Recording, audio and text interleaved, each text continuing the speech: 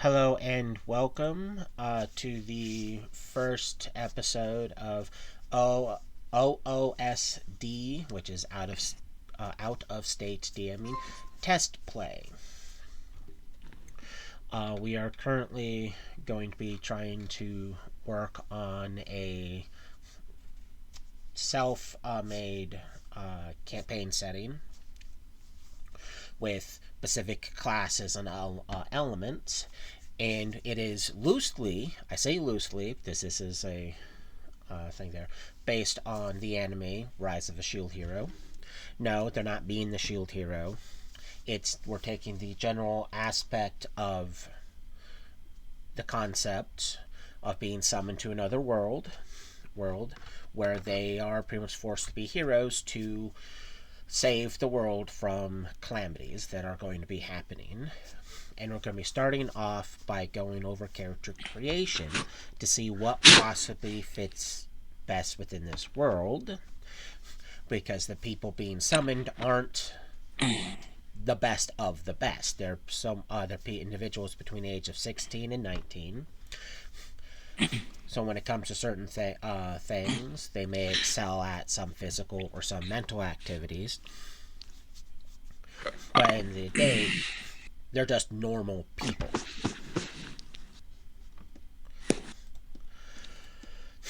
So the first thing we are going to... I can do something. First thing we are going to be going over and covering, and I don't know why it's not covering the entire thing. Let me try to... Oh, no, I don't want that. I want this. Ha ha! That somewhat helps. Not really.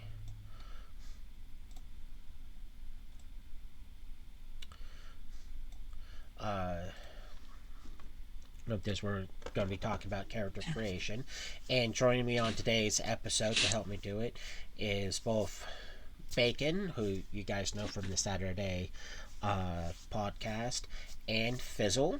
Hey. You'll recognize his voice from the currently on hiatus Nightmares of Future Past campaign, because he does play Allstrike. So I do have two familiar voices for you guys today. So, say hi, guys. Fuck you mean familiar? Yeah. Ain't nobody know who I am. Exactly. But first steps in a lot of campaigns is trying to decide what stat arrays are going to be used, and there is several options that we have to use for this particular test play, and it'll go from here to until we change it.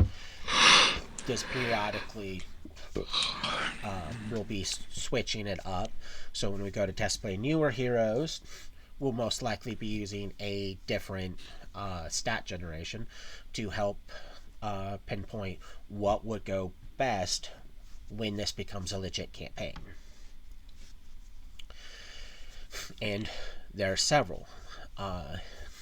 There's the static array, or just array, where each player has the 6 stats of 15, 14, 13, 12, 10, and 8, and you just throw them where you want. No dice rolling or anything like that. It's just boom. Quick, easy. You have several okay stats, several good stats, and just one really bad stat to help inflect that not everyone's perfect with a crap ton of bonuses and everything. There's the normal rolling, which is 4 die 6, reroll ones, keep the top 3. That's one I normally use for a lot of my campaigns because I get little arguments about it. There is organic, which is 4 die 6, keep the top 3, and you put them in place order, which is strength, then dex, then con, then intelligence, then wisdom and charisma. That is also referred to as Iron Man, because you don't get to pick where your stat goes. So your first roll is strength, second roll dex, third con, and so on. So you are truly random in it because you don't get to pick it. It's just what you roll is what you roll. There's 2 average character ones.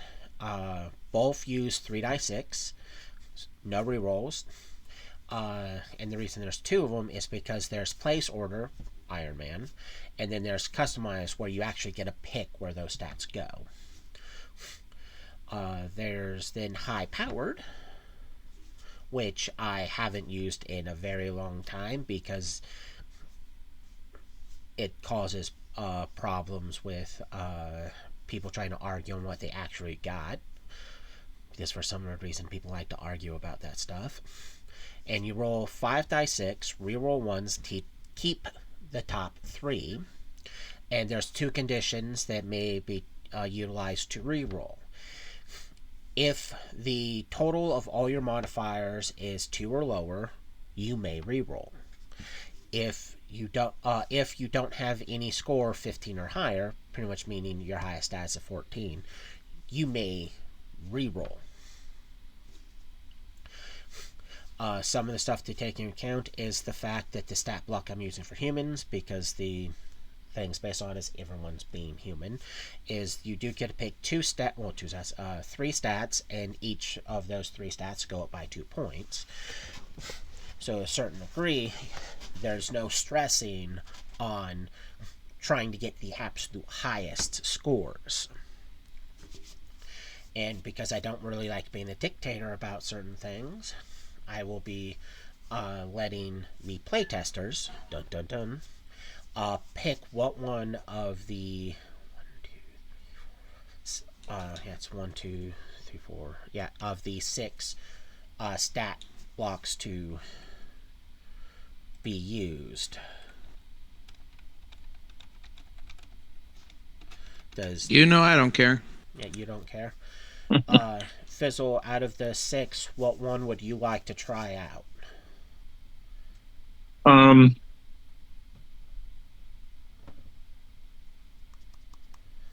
Which one was it where you rolled 4 dice, pick the top 3, but reroll ones? That's normal rolling. Is 4d6, reroll ones, keep the top 3. That's one. Out of all my games, that's the only one you've actually been able to use, because in those games, it's the only one anyone ever wants to use. I like to try a new one. I mean, Iron Man I've done, and that's okay. But if there's another one that we haven't used in a while, let's go with that one. Like I said, when it comes to Iron Man, there's 2 different ones. There's the organic and then the average. The difference is organic is 4d6, average is 3d6. If you want to pick and choose, when it comes to not having an OP character but just having a generic normal person, there's the average character customized, which is 3d6, put them where you want. There's the array where there is no rolling. You just get 6 different numbers and you place them where you want.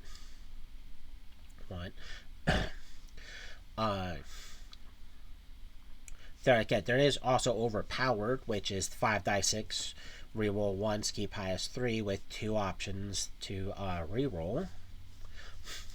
And since Bacon is I'm cool with whatever, it's leaving you to pick. Do you want to try to come in with a character where you have odds of not necessarily having the greatest stats, which are the 2 averages, option of having normal stat rolling, or would you rather try to do something overpowered? There's in all the games I've played, I haven't played an overpowered one in a while. So you like to have the current one to start with be Yeah, let's try the overpower one.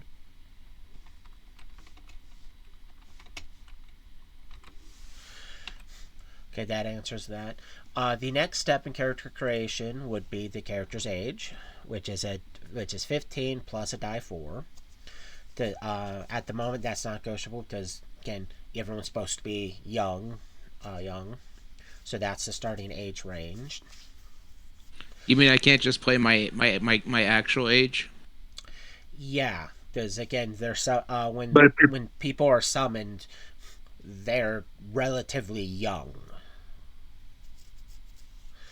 So All as much as I right. want to say you yourself has been summoned forth, let's put your real age right there. Right there. Let's use your real height and your real weight. Oh wait.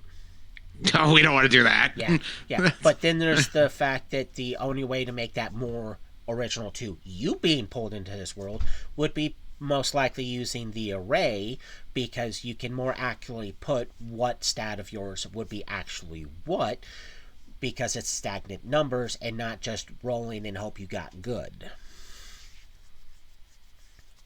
all right, The next step is I do have the written down for the random height and weight generator.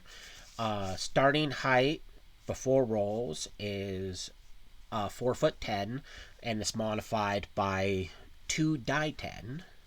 So there is options to be the absolute lowest if you roll low of being 5 foot. But there's also up to 20 inches to play with, which is 1 foot and 8 inches. So 6', 6'6" is the absolute highest you can be. There's then weight, which starts at 120, and that is the math to modify that is you take the result of the 2 die 10 you got for height, and it's times by 2 die 4. So if you roll high on height, you're going to have some significant weight added to your weight because the higher that number is, the heavier you are. So you can still All right. start off. So Go ahead. so age was die 15 plus 4. No, 15 plus a die 4. Oh, okay. So it's just D4. Yeah, so it's pretty much just roll d4. I'm 21. 21. Let me actually go here because I am going showing some of how the character creation Oh, is sorry. done. It rolled a 4. I'm 19. I'm 19. oh, I was we gonna rolling, or say, I thought we might as were just well. going I one to. mean, at a time. What was the weight again? 125. The weight was 100. The base was 120, and then Yeah. you had to roll. 100. We're not to wait at You the have to moment. right. You're I just rolled it. I just rolled 8. yeah. He just has. I gotta sort through something real quick because some of things I'm trying to take care of.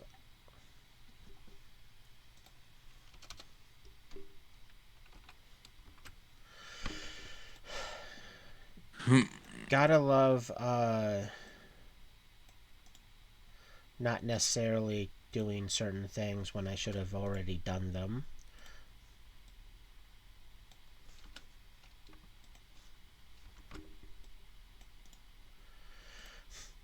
But that's the point of what we're doing. Figure out what needs to be done based on what hasn't been done. Because again, we're taking care of one person at a time, not because again, we're not rushing it.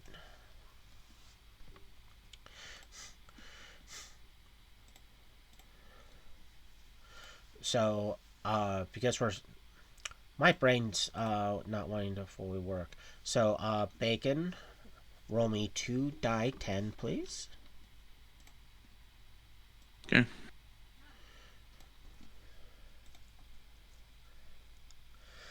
Which is 11.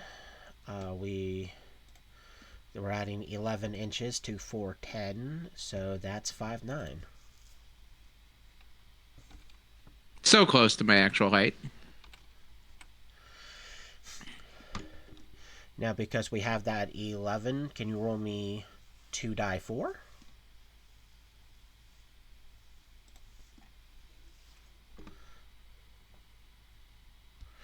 7.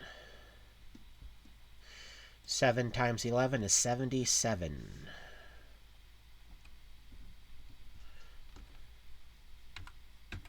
£197. There's 120 plus 77 is 197 pounds.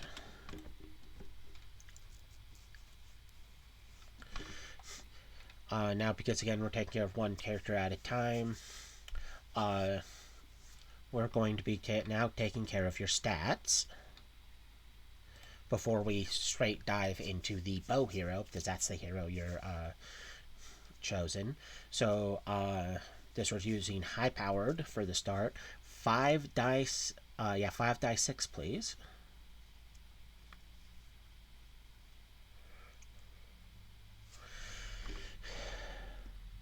Well, there's 2 1s that need to be rolled, so roll me 2 more. This, even though I'm pretty sure 16 is what we're coming with, because that's right there. Or an 18. And already high powered has shown its face to be really it. Roll 5 more die 6.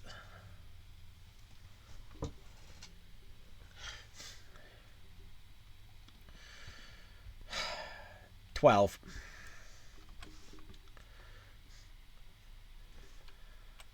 Roll 5 more.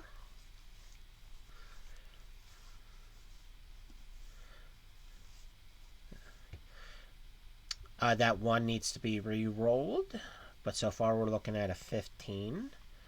It stayed a 15. Roll for your 4th one.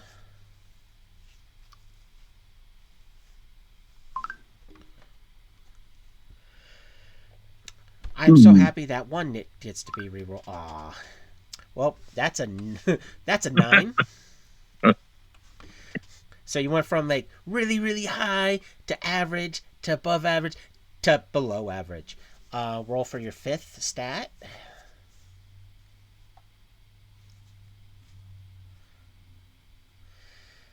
Well, that's looking like a 12 right now, but there's 2 1s that need to be re-rolled, and that's a 15. Good. Last stat.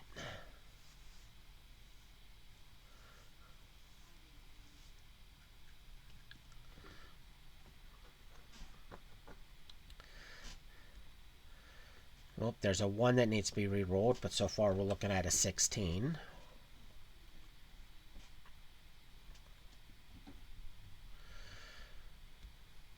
Still a 16. Now, there's 2 ways we can put your stats. There's the put them where you would like this character to have them, as in not based on what type of hero you're being, or Yeah, let's go hero based. going hero based. You're picking the bow hero, which I'm not gonna lie, the 18 should go there, because that's dexterity. Where is that going?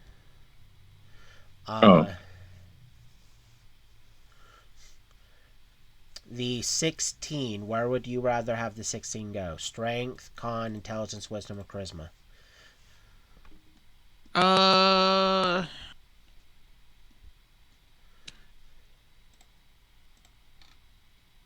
Let's go with charisma.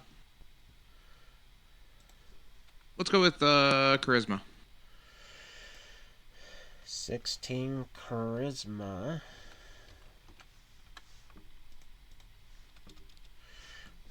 $15. You have 2 15s. What 2 stats would you like to be 15? Strength and con.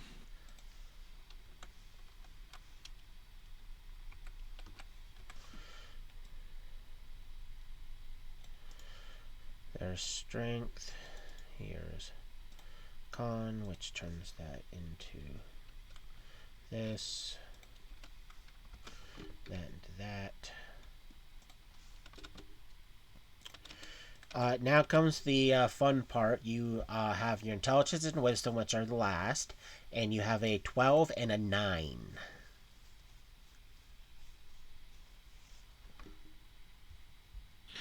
Uh, 12 for intelligence.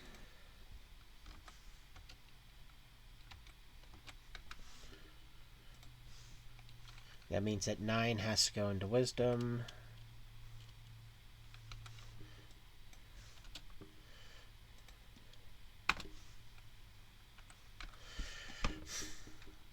Okay, because you are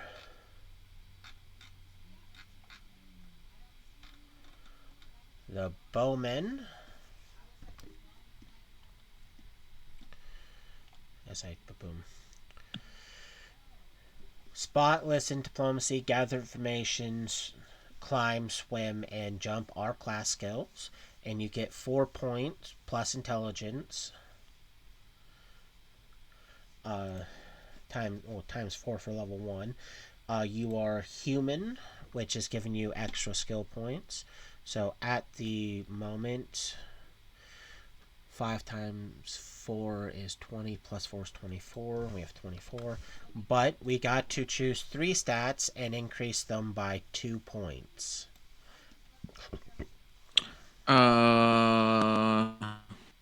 Let's take wherever that 18 went to. Let's increase that by 2.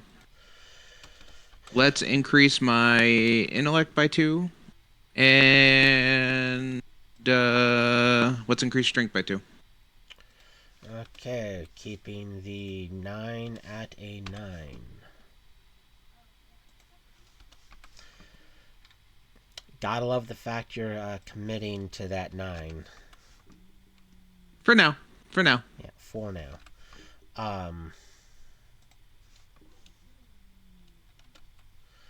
Okay, at the moment, your AC is 15, not counting armor, because you have a plus 5 dex. 10 hit points, so that's pretty great. Your to hit with the bow is right now a 6. Fortitude of 4, reflex of 5, and a will of -1. And because your intelligence is now a +2 instead of +1, 6 times 4 is 24, plus 4 is 28. So I press all the wrong numbers. So now we got to place those skill points. And 1, 2, 3, 4. You can max out all 5 of your class skills and still have 8 points left. Cool, let's do that.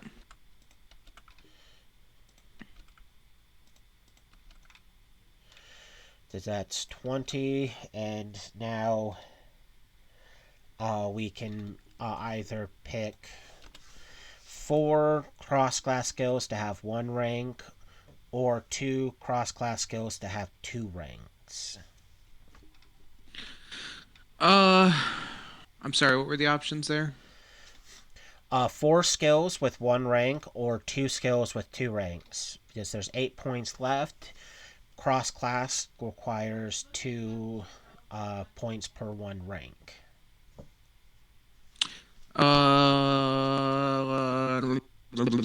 Let's do the cross class. Well, there's multiple skills. Do you want to dive into stealth?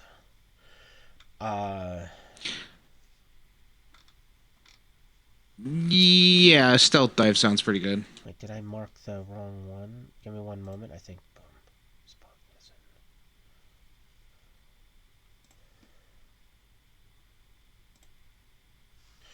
Give me one moment. I think I skipped something. Because I thought I took care of it, but I didn't. Yeah, this climb, diplomacy, gather information, jump. I didn't properly mark down spot and listen. Which means that's where we can put those Boom. Yeah, my brain stopped working. I forgot to mark down spot and listen, which will, if we have those maxed out, they'll eat up the last of the points. If you still want to go stealth, we can take away from diplomacy and gather information. Uh, no, let's hold off. Let's leave those skills. Let's leave those skills up. Yeah. We'll hold off. I'll worry about going into stealth later. So can I just hold on to those extra points for now? Unfortunately, no. Those extra points need to be spent. All right. And So just allocate them. okay, no problem. Not counting anything else, you still have good numbers. Even with a -1 wisdom, you still have a +3 spot and listen checks. Swim of 8, jump of 8, climb of 8, a diplomacy and gather information of 7. And now we need to get into feats. Now, because this game is heavily based off of utilizing 3.5 Dungeons & Dragons book, the feats we're going to be pulling from are from here. And because you're human, you get 1 feat, and for being level 1, you get another feat. So there is 2 feats we need to pick. We could go random with it, or we could go something that actually will make you feel more useful in combat by taking point blank shot and precise shot. For those playing at home, Yeah, let's take point those. blank shot is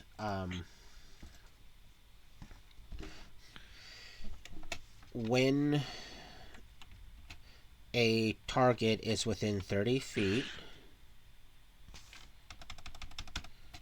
you get additional, as I hit all the wrong numbers, +1 to attack and damage rolls. While precise shot is when you shoot into melee combat,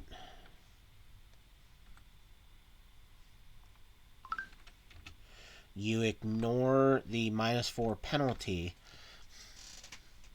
for shooting into melee. Oh, okay. So both of those help immediately, right off the bat, because having that +6 stay a +6 is great. So if you didn't have point blank shot and you shot into melee, that 6 turns into a 2. So that is a drastic hindrance to your to hits. And if a target is within that 30 feet, that 6 becomes a 7, and your die 8, which is a baseline 4 damage, becomes a die 8 +1, which means your average damage is a 5.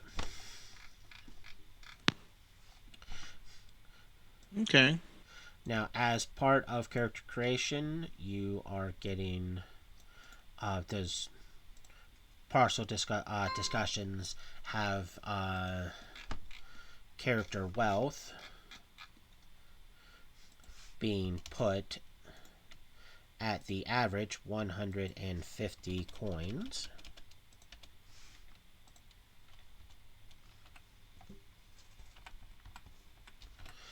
Okay. Which is the weapon does not count against you because that's 100% for free. But the starting gear list, which for all those playing at home, you guys can see that. Total weight is 62 pounds. If the water pack that comes with it is full, it's 110 pounds because that's 6 gallons of water. So someone with a high strength like the bow hero here doesn't care because you have a high weight allowance. It costs 26 gold pieces, 2 silver pieces, and 6 copper pieces in total for the entire thing. So it is relatively cheap in comparison. It comes with a backpack, a bedroll, a blanket, a case/map, because it's usually meant for maps to be shoved in, but scrolls or other parchments can be rolled and put into it. A crowbar, flint and steel, which that says it was missing the T. 10 pitons, which for those playing at home are pretty much like big nails. 3 belt pouches, 100 servings of universal rations. If you're not familiar with universal ration, it is pretty much this little sliver of not so delicious protein. It doesn't taste necessarily the greatest, but it does taste better than normal ration. The pros are they weigh less, so 100 servings is only 5 pounds worth of it, which is significantly less than if you had 100 servings of normal rations, because that would be 100 pounds versus normal rations.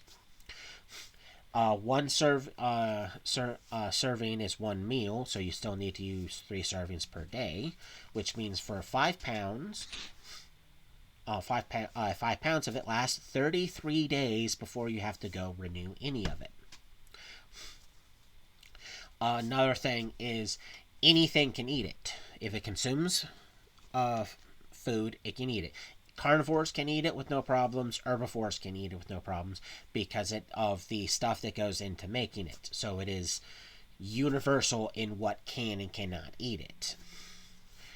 50 feet of hemp rope, a spade, a medium pump tent, which is smaller and lighter than the normal tent, and the medium pump tent has enough room for 1 medium-sized creature in it, because it's literally just a one-man tent, and it weighs a quarter of the weight of the normal tent.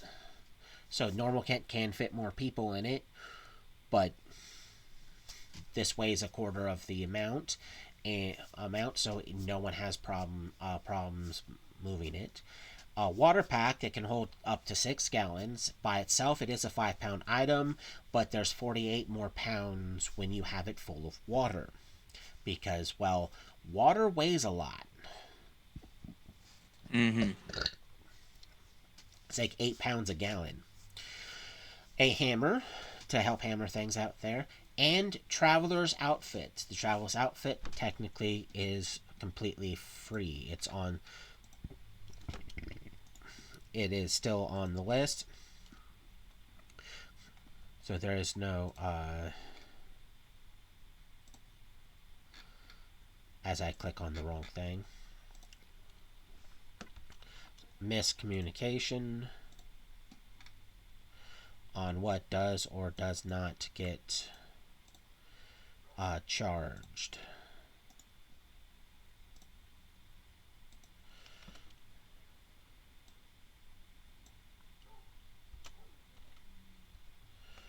And my brain's not wanting to fully compute. Does 6 copper do 2 silver? Does I keep clicking the wrong thing? So these 4 left, 8 left, and it's 26 gold pieces. So there's still 124 gold pieces left to take care of any and everything else the character may or may not need. Even though you got a weapon, you got clothes, you got a bunch of neat gear.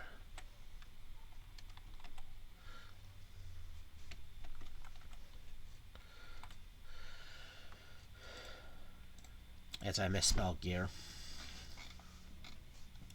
The only thing that would be missing would be what armor the character decides to go with.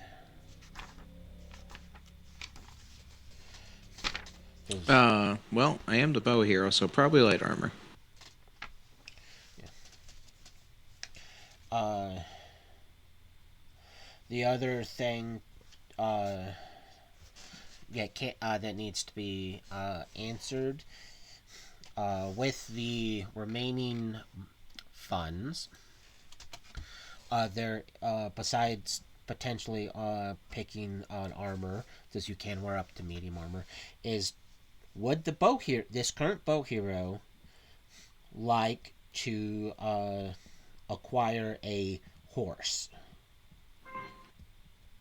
Mm, Hey, I'm what? already pretty fast. Yeah, because the bow hero moves at a base speed of 45, so you are 15 feet slower than a horse. You have a Yeah. high, you have a what can be easily considered a high con and a really high strength. So your endurance, you don't have weight or endurance problems at the moment. So you don't necessarily need a horse.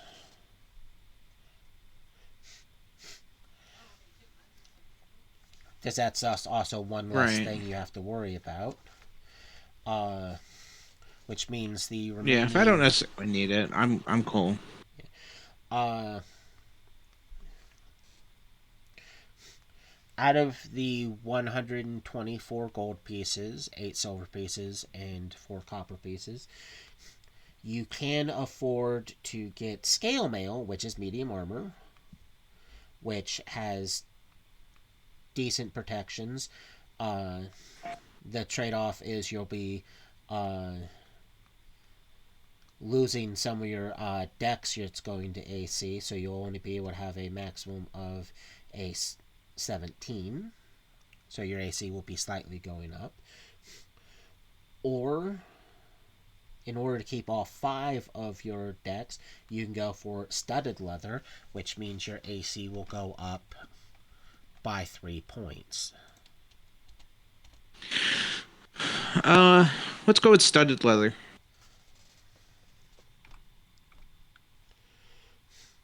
If there's the perk of the bow hero is strength is their key.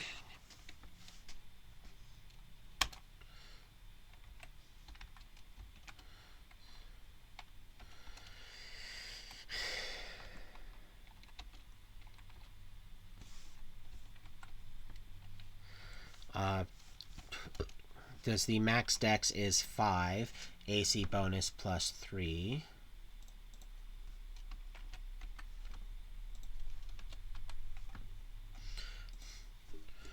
Armor check penalty for studded leather is a 1. Pros also is you're suffering no speed penalties for studded leather. All of the medium ones would have you drop by your speed would drop by 10. So If I had the sticking studded leather, what was that? I'm sorry. no, it would be the medium armor. So if you would have went with hide or scale mail, your speed would be 35. If you but you didn't, you went with studded, so you Yeah, no, have I don't want to do no that. uh boom. Uh Now, if we adjust for armor check penalty, I'm not putting it in the full modifiers because you always have the option of taking it off. But I am to have a reflective. Your climb, jump are now 7, and your swim is now 6. Okay. Also, when you do decide Okay. to do any sort of stealth stuff, because of your high dexterity, you have a +4 to hide and move silently, and that's unskilled. So right off the get-go, do it. Hey, we actually have a chatter that I just moved this and saw. Blazing Blaz 3. It's outro. Oh, it That's is? outro. It's Blazing Blaze. Yeah. Yeah, that's outro. Hello, sir. Hopefully you're doing good on this fine day. Thank you for being our first audience member in the shenanigans that we were going over. Okay, stud leather only costs 25 gold, so at the moment we can take a pause in gear because you still have 99 gold pieces left to spend on random shenanigans. Is there anything I can purchase to upgrade the bow to give me a little bit of a head start? Uh,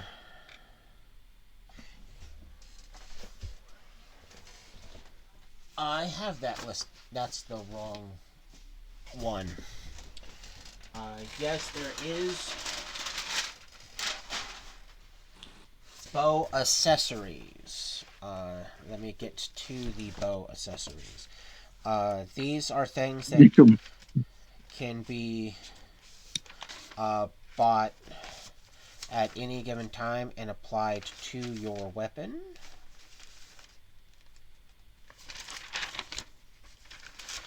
I do have them written down, so thank you for actually asking, otherwise I would have completely forgot. I just have to find them. Yay. Gotta love the hard questions being asked. Okay, that's armor. There's also accessories for armor. Yes, there is accessories also for armor, but we're not going into armor at the moment. No, I'm not worried about the armor at the moment either, so.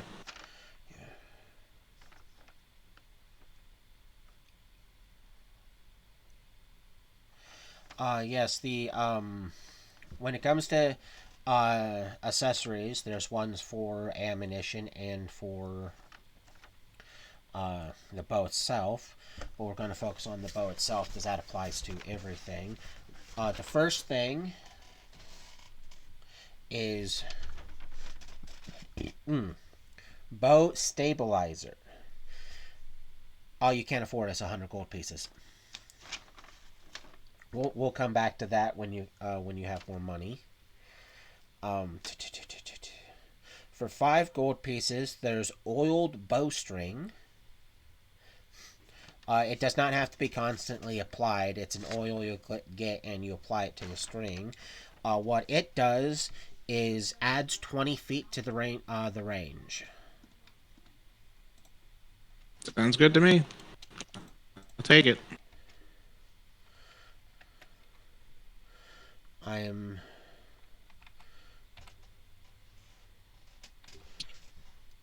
as I press all the wrong buttons. Basically, any of those accessories that I can afford to buy, I want them.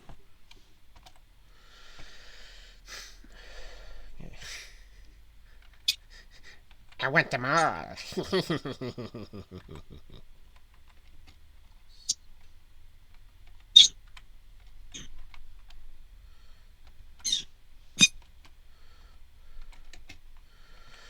I'm also going to be recording down what each accessory does. That's 5 gold pieces.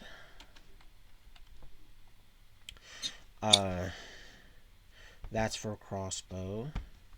That's for crossbow.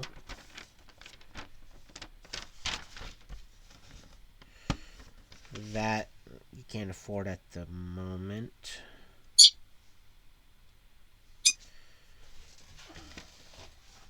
Here I'm thinking, it's like, do I have other ones?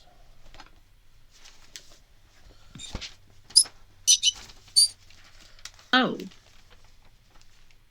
hello. I have arrived. It's about damn time. Hello, I'm sorry. The littlepup. gym doesn't open until I have to be at work, so I have to go after work, and it takes me a minute. Oh, well, I Hear figured nothing you but were excuses. taking care of business, so I'm not trying to be an ass. I have other people to be an ass for me. Oh.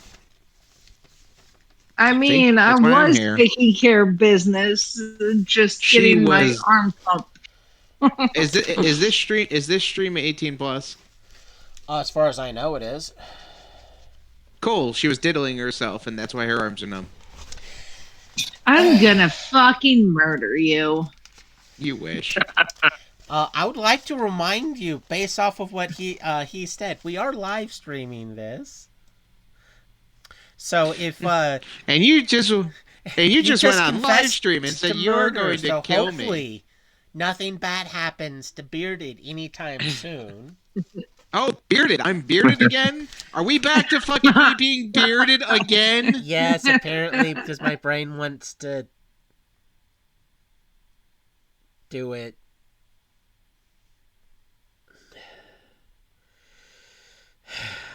I hate my brain. Ow. Moving past the shenanigans of why me. But why? Exactly. Shenanigans are fun. The That was older fun. bowstring you can afford, which has been applied. The bow stabilizer would have to, once you get the money through an actual gameplay, would be added, and that also adds another 20 feet to the range. But you also have the option of ammunition types. You don't have to buy them. Give me some ammunition types. There's armor piercing, which is used for targets that are wearing armor. And what it does is you get additional +1 to attack. There's barbed, which sets the DC to remove the arrow to 15. If they fail the DC, they still remove the arrow, but additional die 6 of damage is occurred. There's fire, which you light it and then you fire it. The arrow stays lit for a die 6 rounds, and adds a die 4 fire damage to it, but the range drops by 20 feet. There's fishing arrows, which comes with 50 feet of line attached to it. Can support up to 30 pounds on it, and its primary use for the namesake, fishing. Flight arrows, which drop the damage die from a die 8 to a die 6, but it adds 30 feet to the range. So you can shoot farther at the cost of doing less damage. Okay, if I can, let me get a little bit of each of the arrows except the the extra range ones. Except the flight arrows. Yeah. Yeah, if you can divvy up whatever gold I have and give me even amounts.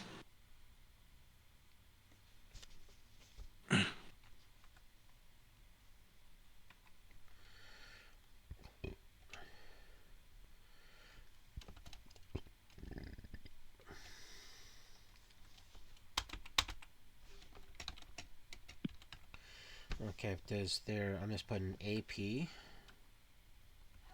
for armor piercing.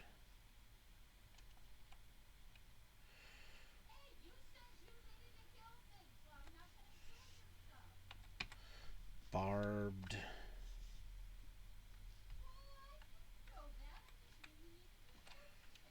Fire.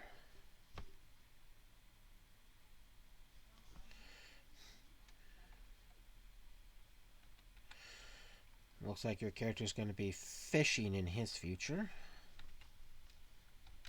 Yep.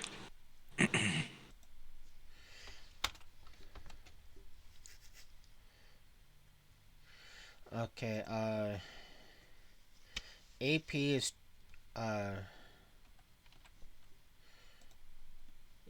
20 per quiver.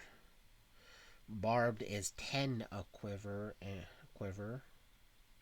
So these are more expensive than standard arrows. Fire is 15.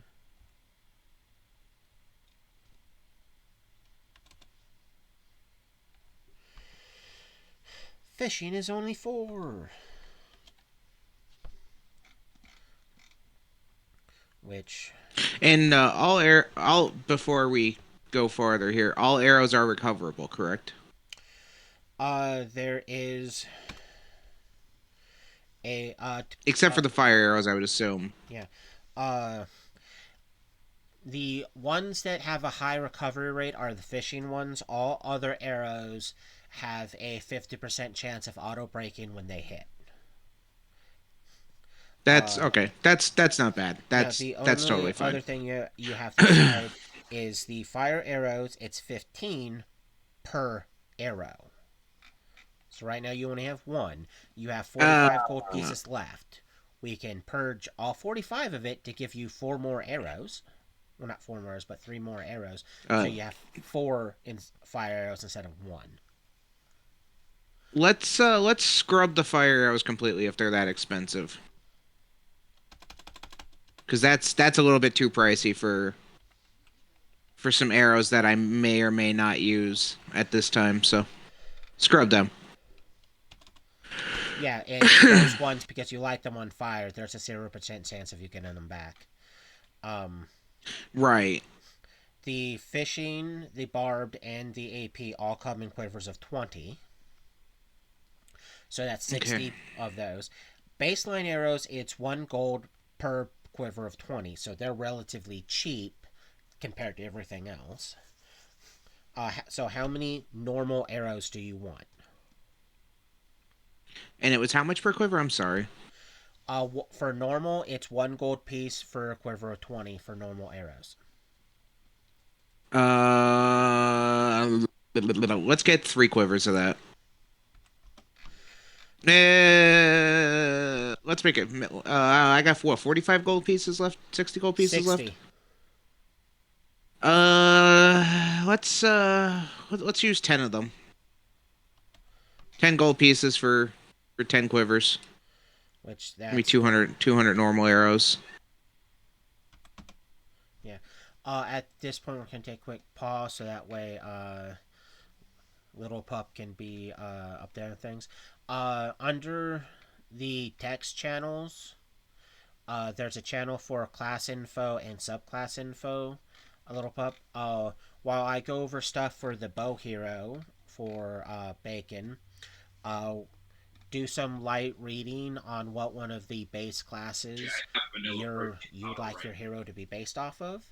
So when we get to you, I can go over that class for you, so you know what's happening with that class. And no, you are not being rushed because I gotta finish going over the stuff with Senor Bacon before we straight dive into that. Okay. Now, before we move on, Bacon, the flight arrows do come in quivers of 20, and they are 3 gold pieces a quiver.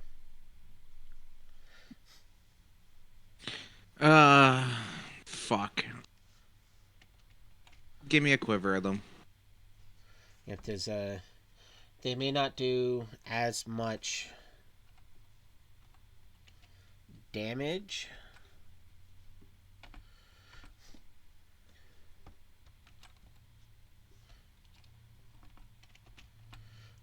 But having that extra range can help.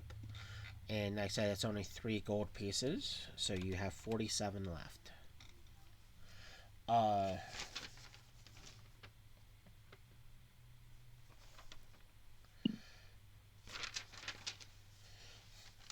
Now, if you want, I can go over some of the armor accessories. Um. Yeah. Yeah. Might as well.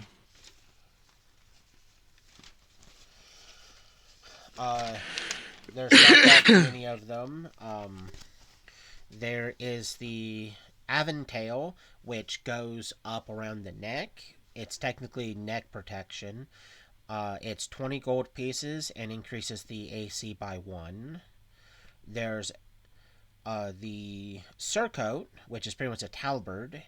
All it really does is help identify you, because it has symbols and stuff on it. So it signify what kingdom you're doing stuff for, and it would have the bow hero symbol on it. So it's like people don't have to guess that you're, but they'll see it and go, oh, "It's this bow hero." Then there's I mean, if they can't figure out by the fact that I'm carrying a goddamn bow, that seems like a them problem. Yeah, it is. But there's also the chain halberd. It's 15 gold pieces. It increases your AC by 2 points, but also increases your armor check penalty by 1 point. Nope, don't want it. Yeah, because you could technically get the halberd and the chain halberd and the advet tail for. I misread read the price. Yeah, let's not get that one. So the only one that Give me the neck protection. Yeah, it's the neck protection. After that, I'll just hold on to the rest of the gold. It'll be good to, in case I decide to stay at an inn or something.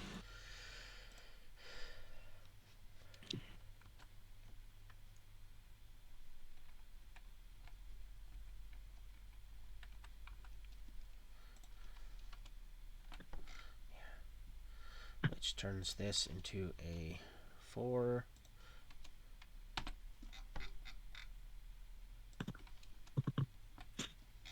Yeah, so you still have money left. Your AC is now 19. You have options of arrows to use.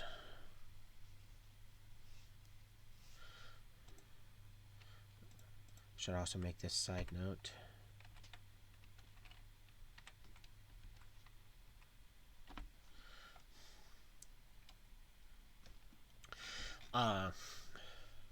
Okay, at this point, before we go any further with you and sign off, we're going to discuss the class a bit, which does give both the other two some time to think about what direction they want to go into, and plus they get to have their own input in this, because that's the entire point of this entire process. The bow hero, like I said, they get 8 hit points starting out, 8 hit points each level afterward. And that's the hit points not counting your con. If you count your con, you get additional ones. Like, for example, I'm actually going to put you here. Well, when is it showing? Oh, showing.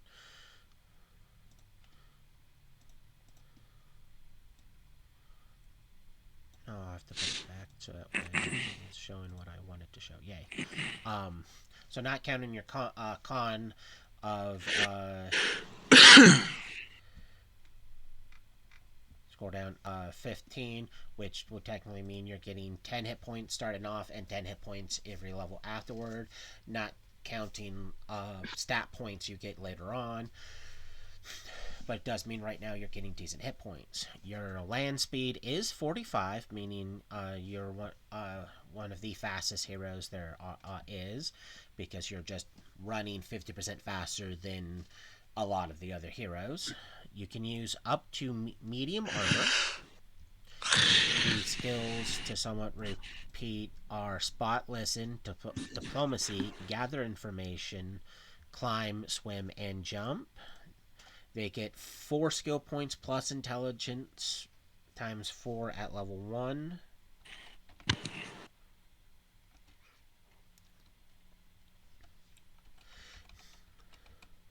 As I correct something to...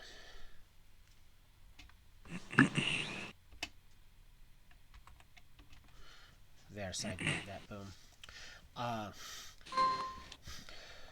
So at level 1, there's a times 4 modifier, and that's not counting the human modifier of getting 4 additional skill points at level 1 with additional 1 point thereafter. So technically, it's 5 plus intelligence.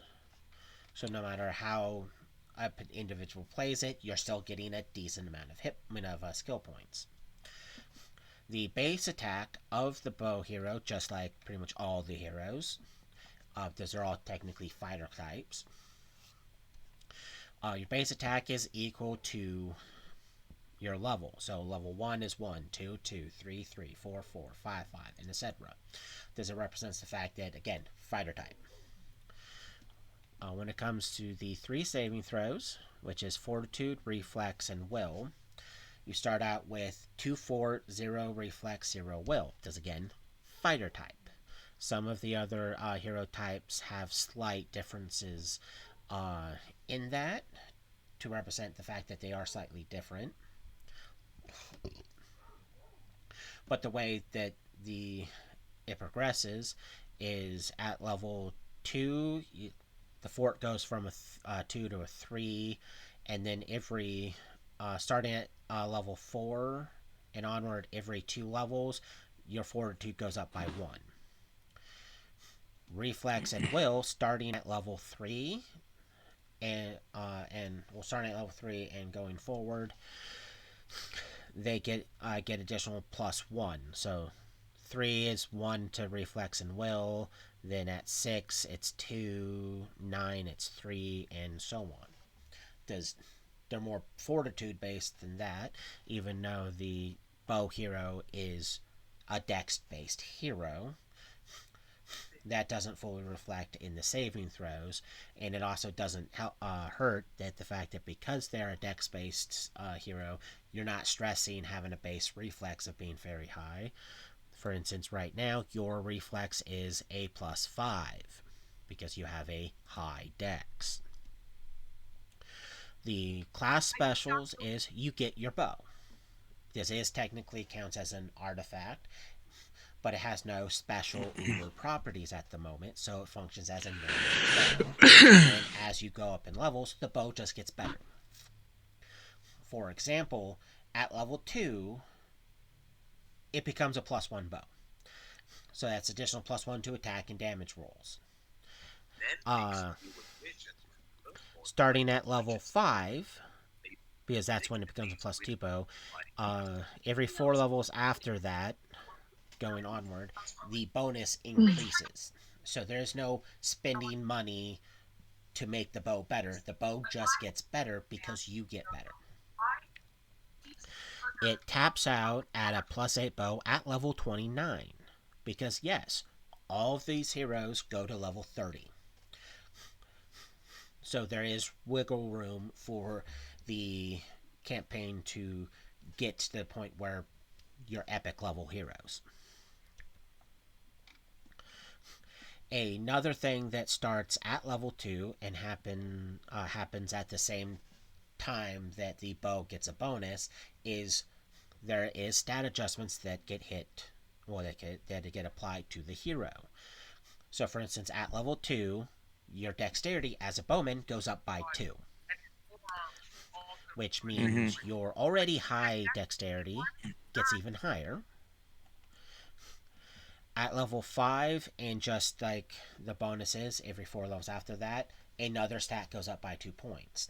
The 3 stats that the bowman focuses on is dexterity, then wisdom, then strength. Then dex with strength, dex with strength. Even though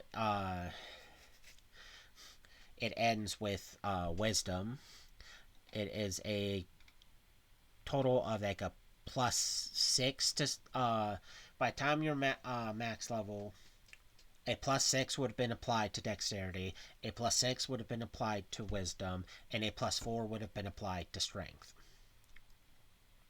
Because that represents the fact that the character's getting more dexterous, which helps with range combat, not getting hit, so you eventually get to placate the whole I don't have to stress armor because you have such a high dexterity. The wisdom is mainly the ability to see and hear targets so you can be farther away to notice them. And the strength is the fact that pulling that bow, if you don't technically have a high enough strength, certain problems to acquire with ranged combat because you don't have physical strength to pull the bow back.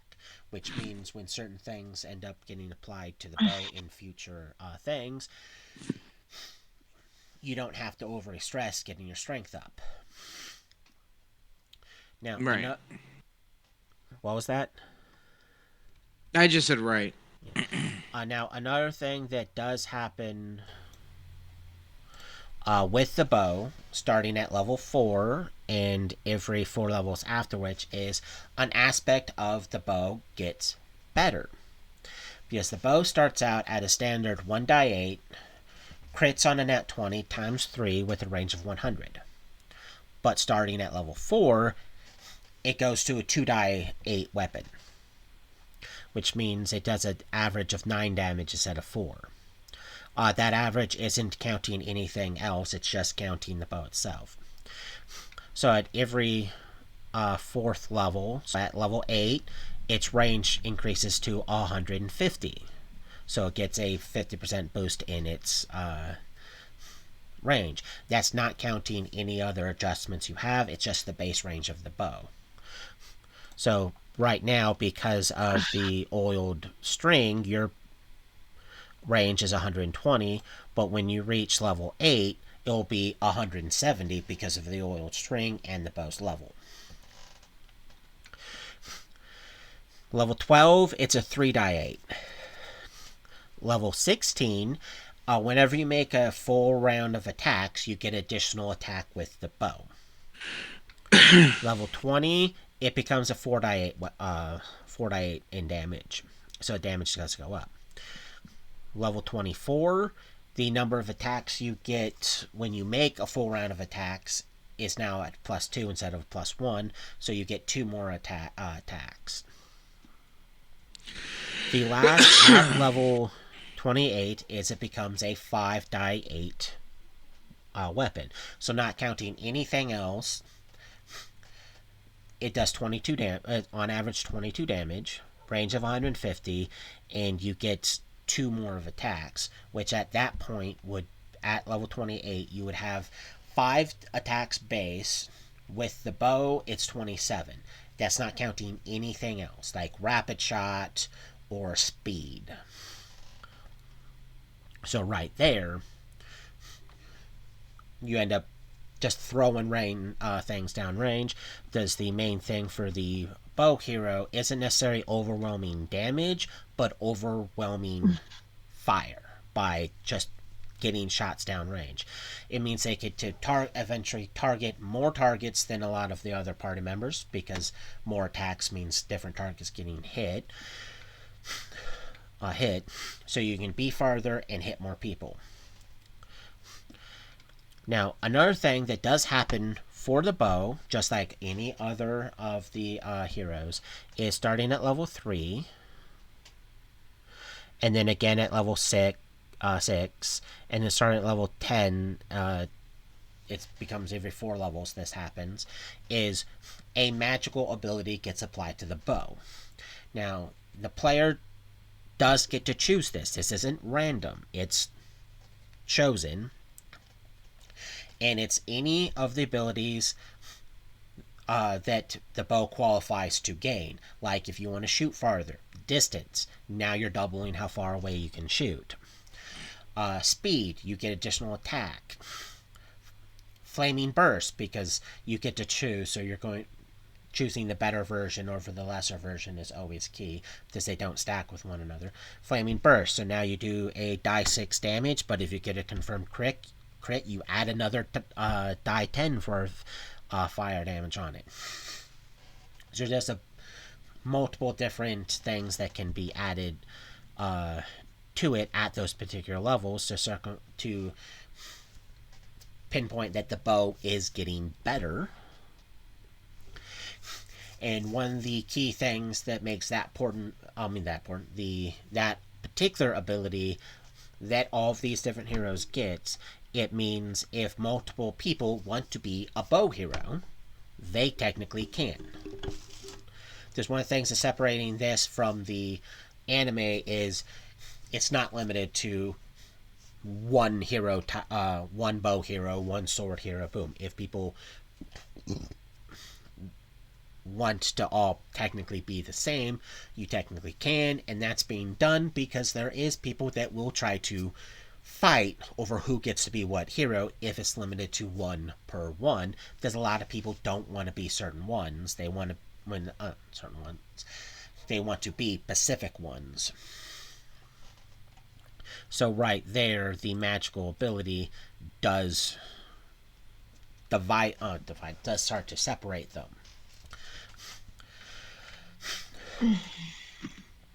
And that pretty much is the summary of the bow hero. There's it's over focus on keeping the distance, having lots of attacks just rain down on your enemy. So any enhancements that increase the number of attacks you get are normally key. So at this moment, is there any comments or questions about the bow hero? Bo go burr. Bow go burr.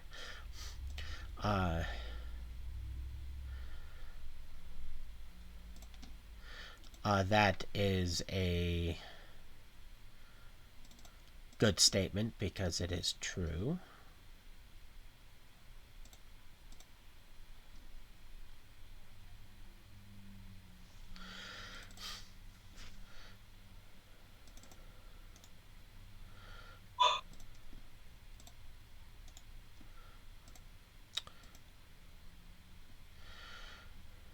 Which I can do this here because now that she's actually here, I can do that and that.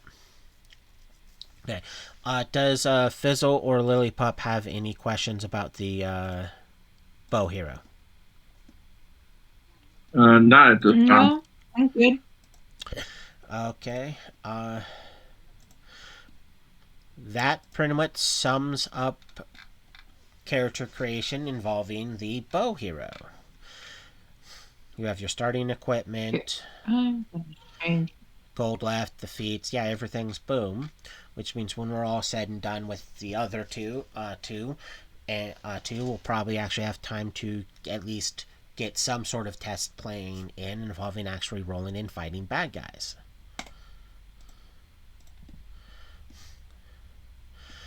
The next person we're going to be working on and their decision making would be Fizzle. What hero are you looking at, almighty Fizzle my Wizzle? I was looking at the crossbowman, but let's go with something different than another range. I was going to. The other thing was the great axe hero. Well, I would like to state this now, so that way we don't have to stress it future. If you want to go crossbow, we can, because there is differences between the crossbow hero and the bow hero. Okay. So if you want to go, Yeah, I wouldn't mind doing the crossbow. Okay, well then we'll dive headfirst into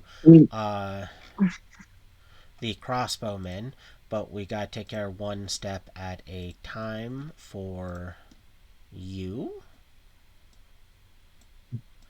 The question is do we need to have a representation of melee range and something else to do decent playtest for the group as a whole?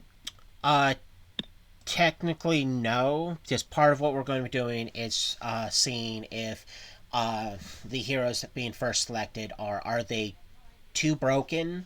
Are they not too broken? Like, what is a current flaw with that particular individual? And if there's no melee, well, there's no actual stress because unless something goes wrong, you guys have it covered. Because even though you guys are stuck only using the weapon associated with the class name. So, like the bow hero, he can only use that bow. The crossbow hero can only use the crossbow. Okay. So, like, even though like there's All right, that let's go. restriction right there, you do not have to have a meleeer. Okay. Not to No, mention the let's go. fact, I'll do the crossbow. not to mention the fact that Littlepup is also here, which means she, unless she wants to also go one of the two range classes, she's probably going to go one of the melee ones, because there's no guarantee she's going to want to go ranged, which means we don't have to stress there being a meleeer because, well, she's probably going to cover that. Okay. But Yeah, I'll try the crossbow. yeah, our current step in the process would be going over to dice rolls, and we are going to cover Okay.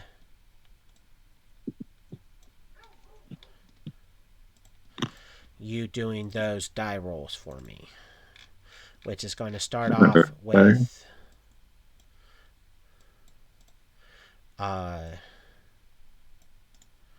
as I take care of something else I for some reason forgot to do. It's 5 die 6. Okay.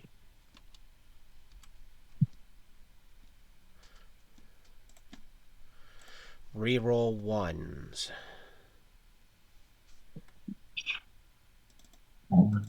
The-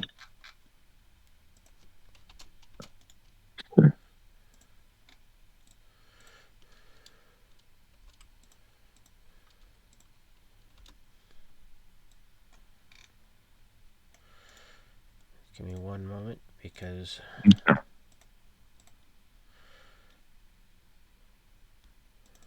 Well, that would have bombed if I would put that in there. yeah, it would have. Well, I had 5DD instead of 5D6. 5 DD. Yeah.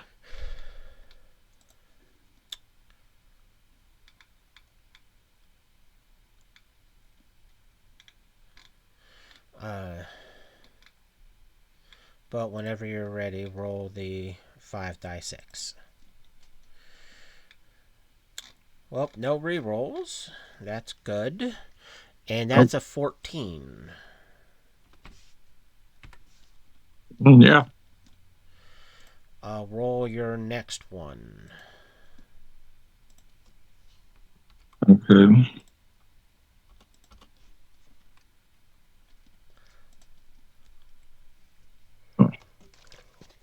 Oh, come on. Our phone's giving me a hard time here.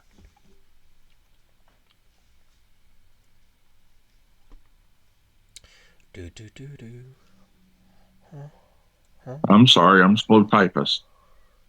Do do do do. Do do.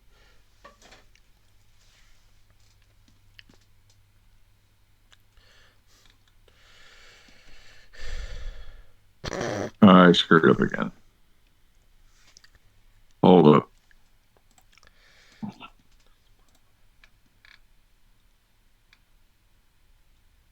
Yeah, I did do it wrong.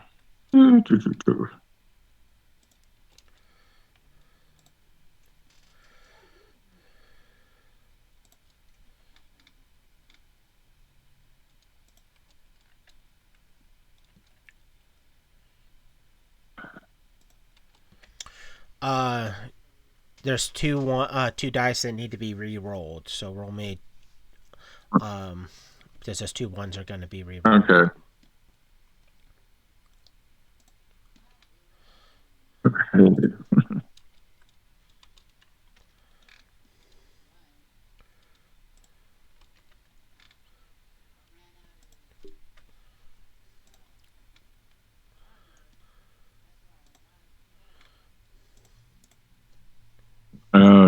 It looks like 2 3s.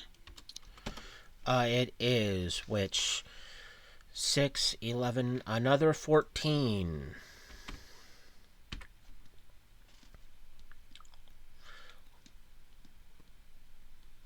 Okay.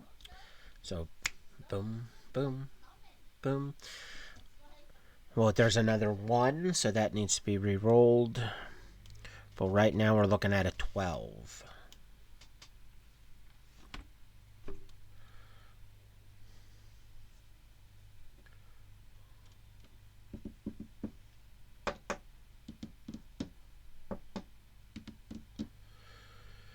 Yep, 12. Mhm. So far, looking good because those are all positives.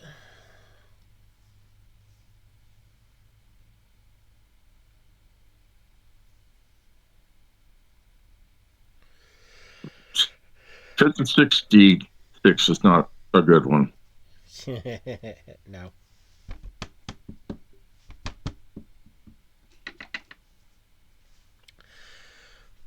Okay, 8, 13. That 1 needs to be re-rolled.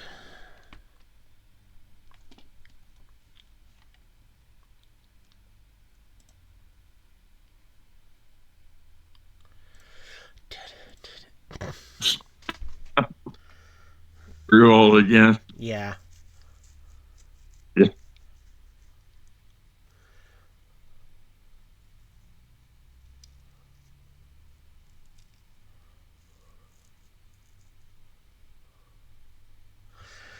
Thirteen Not much still. better.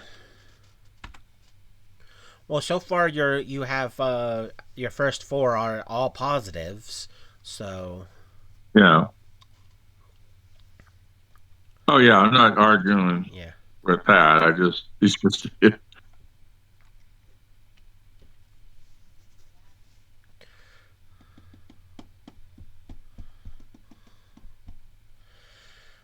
Okay. looks like Another 13.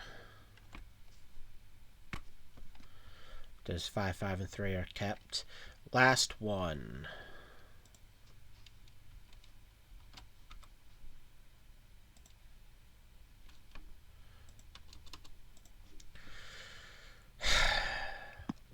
ooh, that ain't Those good two at ones need all. to be re-rolled. Oh, I know. So there is a small chance you have a negative.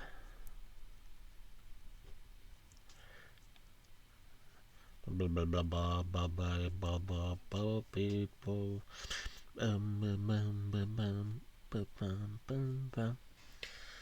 Six Oh and a yeah, two. yeah. Which 6, 3 is 9. Plus these other 11. guys with boom, so that's an 11.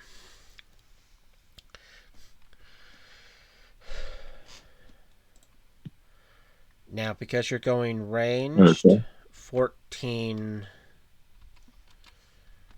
in dex, All right. so that will 13, boom. Your other 14, where do you want it?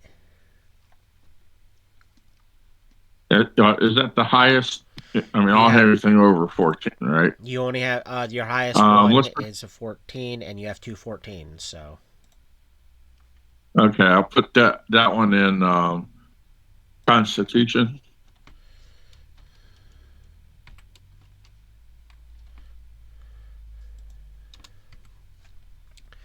Yep, that's, And I got what? How many 13s do I have? Two. I mean, a pair of 13s. okay. A 13 and what do you call it? Strength and what? It's based off of wisdom or NT or whatever. Um, Uh, yeah, the 13 and crossbowman does benefit from having a high wisdom, but the 3 stats the crossbow gets bonuses from for higher level is dex, con, and strength. okay. Which you already have those Um, at decent numbers. Where do you want your other Okay, I 13? guess. Go ahead. I'm sorry. Well, that was the question. Where do you want the 13? One in strength and one in and I guess is it intelligence and wisdom? Well, there's intelligence, wisdom, and charisma Yeah, that are intelligence. left. Do you want a better special? Okay, intelligence. Intelligence. Okay. What was Uh, that you going to say, Jacob? I didn't mean that. Yeah. well, I was going to ask if you wanted more skill. Be smarter with better, more skill points or better special awareness, but you still have a 12, which we can put that into wisdom, which still gives you a +1, so you still have that special awareness. And Okay. the 11 into charisma, which means you suffer no penalties there. All right. Sounds good. Now, because you are human, 3 of those stats need to be picked and needs to go up by 2 whole points. I'm going to recommend dexterity. Okay. Because, well, you're a ranged combatant, so having a high dexterity is important. Mm-hmm. Um, I guess the other one would be the best thing to get would be um, I guess Constitution. Unless you can think of something else better for the crossbow. Well, having a high con isn't going to hurt you. No. Because means more hit points.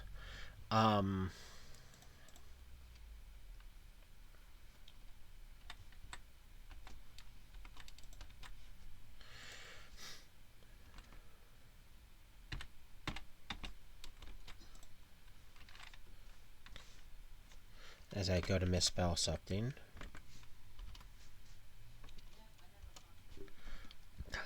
Excuse me. Didn't really mean to burp in your guys' voice.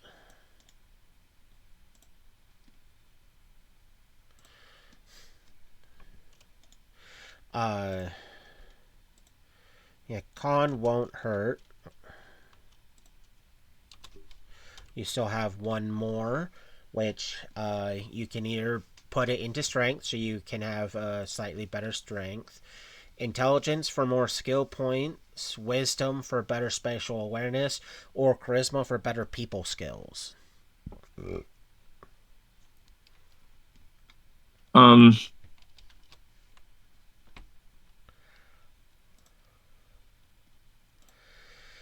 my strength is currently what? 13. 15, Well, it's 13. not 13, it's a 15. Yeah, My brain stopped. you know. Okay, it's 15. Nope.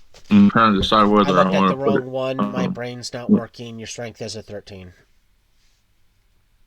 Okay, yeah, let's put it in my strength. Because my brain does not want to actually function. Okay, boom. That sets that. The next step is, can you roll me a die 4, please?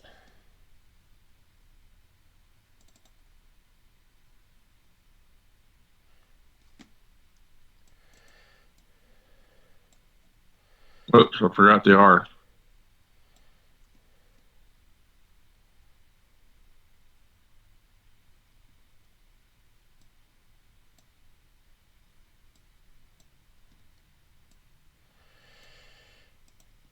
Okay, 3.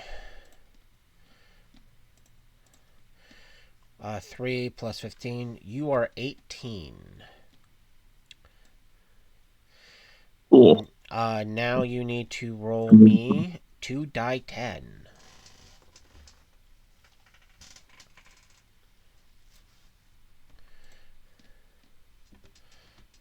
Dun dun dun dun dun dun dun dun dun.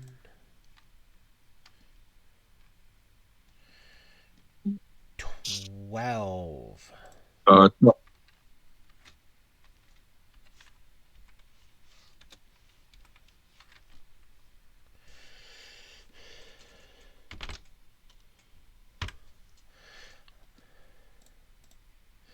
Your height is 5'10".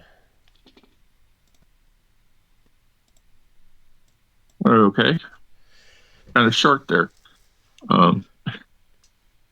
Okay, what's the next Actually, one? according to modern census, that's 9, 5'9" is the average height of men. So you're technically slightly above average. Yeah. Now, can you roll me Okay. 2 die 4? Okay. You said 2 die 4? Yes. Okay. Okay.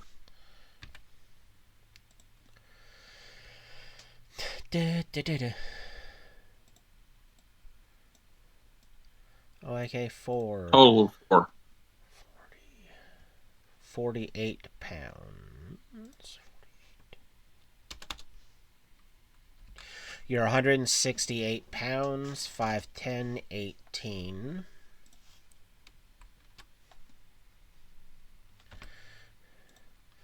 Current AC is a 13. Plus 4 to attack with your crossbow. Range of a crossbow is 120. Crits on a 19 to 20 with a times 2 crit. So slightly better crit range than the bow. Slightly better range, but with levels, the bow will easily outrange you. But it's a die 10 damage, meaning base 10 damage. Now, because you're going range, the 2 feats I'm going to recommend, because this will benefit you in the long run, will be point blank shot and precise shot. There's a, like I Yeah, said, I want once to the go. I want target, those two. once someone's within 30 feet, you get a bonus to attack and damage, and you don't have to worry about shooting into melee. Okay. Because your intelligence is a +1, 5 times 4 is 20. Because you're human, 24. There is 1, 2, 3, 4, 5, 6. 1, 2, 3, 4, 5, 6. 6 out of the 7 skills can be maximized, which is climb, diplomacy, gather information, jump, listen, and spot. The skill that has nothing in it at the moment would be swim.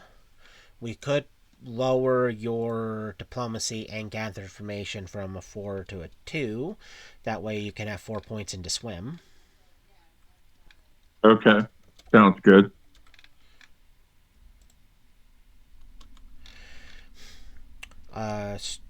Strength of 2, 2.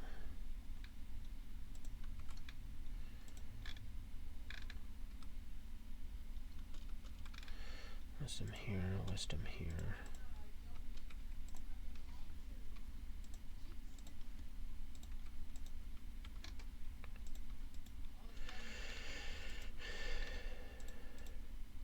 Which, not counting armor, your climb, jump, and swim are 6. You have a 5 in spot and listen. Your diplomacy and gather information are a 2. Your fortitude saving throw is a 5. Your reflex is a 3. Your will is a 1.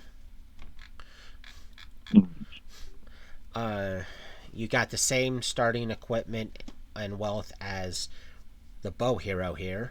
All class for the bow hero. Right. Okay. Now you have to make the decision because unlike the bow hero, the crossbowman does have the proficiencies to go up to heavy armor. The only current problem is you can't afford any heavy armor. About medium armor. Medium armor, if you're trying to go on the cheap end, there's hide. If you're trying to go on the expensive end, there's scale mail. It won't hurt your max dexterity bonus because your max dex is a 3. So you won't be losing anything off of that. Well, let's go with the medium armor. The with the scale mail, I guess. I was gonna say snail, but that didn't sound right. Does the scale mail cost 50 gold pieces? So you're down to 74.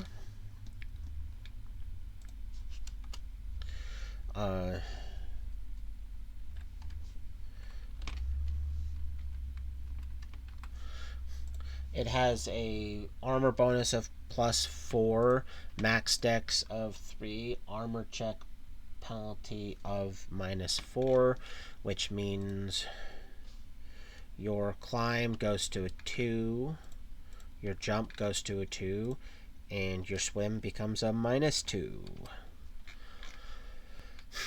Because while scale mail, boom. You have no accessories at the moment, because we're not to that at right this second. Right. But your AC is getting a 4 added to it, so you're adding 18 AC. No, sorry, that's the wrong one. You are at a 17 AC, which is still good. Now the question is, do you want accessories or do you want to save money?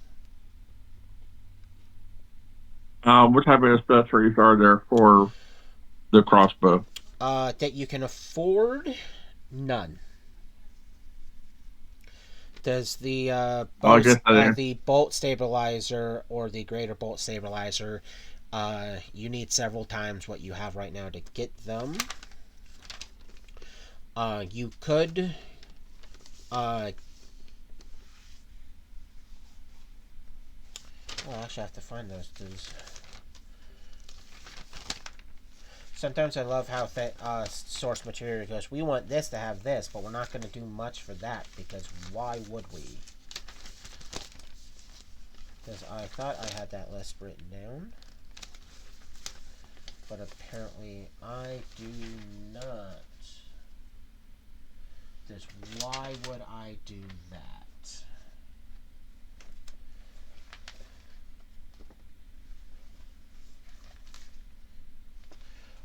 At the moment, you have limited options for the crossbow. I say at the moment because I will be doing more other things to give options for players in the future. So we'll call that a free DLC when I find the proper stuff. There's the crossbows, other than 2 very expensive things. And those only help in actually water things. I will go digging later on for other things. But what it does mean is with your remaining funds, you could get the armor accessories. Such as the Aventail for 20 gold pieces. And what does that do? It increases the AC by 1. Or for 55 gold pieces, you can get the Chain Halberd that will increase your AC by 2. But the only downside is it increases the armor check penalty by 1. So your ability to climb, jump, and swim will get hindered. But you'll go from a 17 to a 19. Or you could go with the Aventail, which will turn your AC to an 18, with no downside to armor check penalty. Well, let's do that. Let's do that.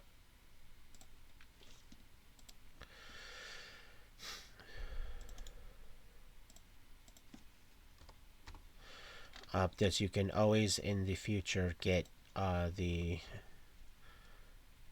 other one.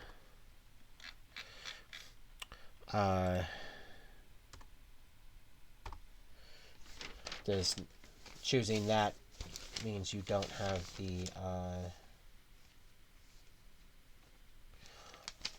oh, I skipped a page.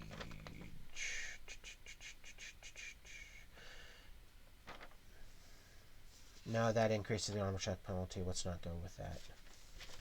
Okay. The only current upside you have right now of with the crossbow is when it comes to bolts. There is at the moment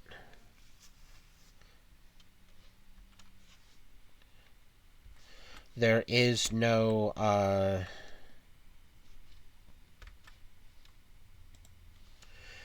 brain doesn't want to work different bolts, but I will be spending time before next time we get together to verify that. Bolts are sold in quantities of 10 for 1 gold piece. You have 54 gold pieces left. How many bolts do you want to get? I mean, how many can I carry? That's the next question. Strength of 15.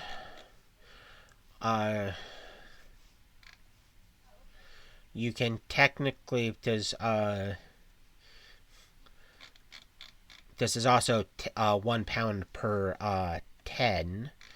I can easily say you can carry 100 bolts with no problem, and that's without verifying your weight allowance. Okay, let's go with that. Which also only means you're spending 10 gold at the moment.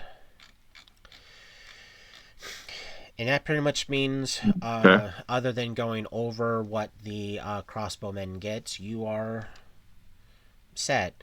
HP of 15, speed of 20 because crossbowmen are slow. 18 AC, base attack 1. You're 18, 5'10", 168 pounds. You get a +4 to attacks with your crossbow. Die 10 damage, which is a base, which has average of 5. Range 120, 19 to 20 times 2 crit range. At the moment, no accessories. 100 bolts. Wearing scale mail with the Avon tail, so you have a better AC. Fortitude of +5, reflex of 3, will of 1. We already went over your skills, which it's still have bonuses, even though you have a -4 armor check penalty. Point blank shot, precise shot. You still have 44 gold, 8 silver, and 4 copper. So you're still doing good money-wise. Well, that's not supposed to be that's supposed to be 6, not 8 on silver.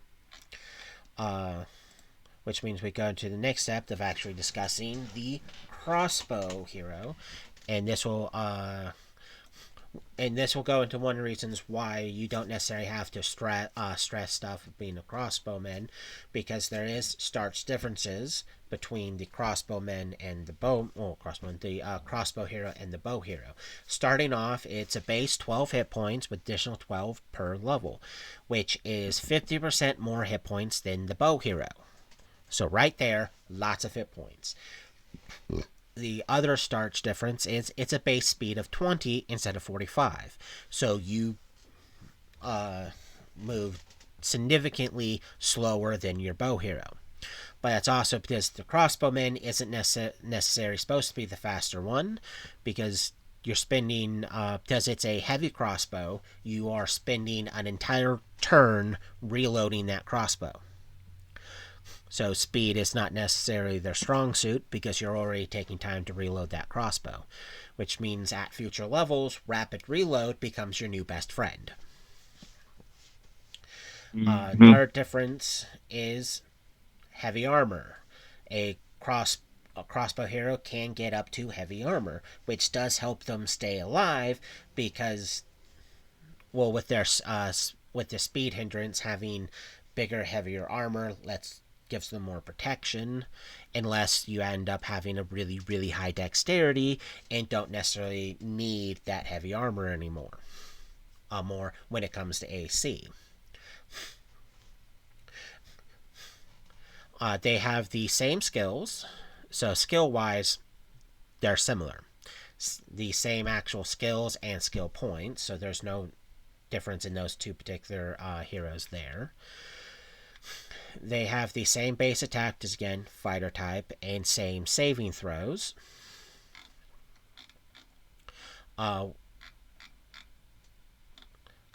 There's the as I scroll past it for some reason. So it's like base +2 fort, 0 reflex, and 0 will, and when they reach level 3 and every 3 levels after that, their reflex and will be going up. So that's same. But some of the things that immediately off the bat also make them different is it's a die 10 for damage, a 19 to 20 times 2 crit rate for crits, and a range of 120 feet. So starting off, you shoot 20 feet farther. You have a slightly better chance of getting crits, even though it's a ×2 instead of a ×3. Better crit range, better damage, starts off with better range. But when eventually the bow hero will have their range go to 150. So eventually they get better range.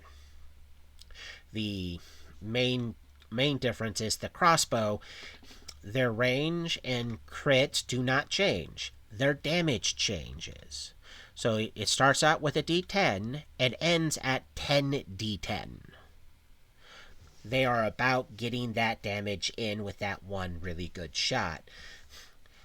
So instead of just getting lots of shots downrange, they're about that one shot. Especially because it's a full round action to reload the crossbow. Once you get rapid reload, you can turn it to a move action, so you can shoot, reload, shoot, reload, shoot, reload, shoot, reload. So they're still you're not shooting as many rounds down range as the bow, who's shooting a lot of things. Does by level 12 your damage average damage is 22, which is around the maximum average damage the bow has, not counting anything else. It has the same bonus enhancement bonus of getting +1 at level 2, +2 at level 4, and +3 at level 9, and so on and so forth. So same bonus there. The magical ability it gets at the same intervals. Volts does that those things are the same no matter what when you get them, but as you go through, boom. And there is some crossbow specific enhancements that could possibly make the crossbow just as effective as the bow. There is one enhancement you can take that the crossbow gains an extra dimensional space right where you reload it. And what it does is it increases the reload speed. So a heavy crossbow, which is normally a full round action, if you get that, reloading it becomes a move action. If you have rapid reload and that attached, it becomes a free action. Meaning, by level 3, you can start shooting just as many rounds downrange as the bowmen of the same level as you. Well, at least until they put speed or get the natural attack bonuses, number of attack bonuses when they get higher level. The extra dimensional space, though, can only hold a maximum of 100 bolts. So once you run out of bolts, you have to go back to the normal reloading process. So there is that slight catch there, but it's just ways to make it better. Also, starting at level 2, and just like how the bow hero, whenever they get enhancement bonus, they get a stat bonus. The crossbow hero gets a +2 dex, then a +2 con, then a +2 strength, and then it repeats until eventually you have additional +6 to strength, a +6 to dexterity, +6 to con, and a +4 to strength. So those are the 3 stats that eventually will go up. So accuracy will go up, hit points goes up, and then eventually strength goes up. Because unlike the bow hero, which is more about mobility and getting to places faster, the crossbow is more of a stand your ground type combatant.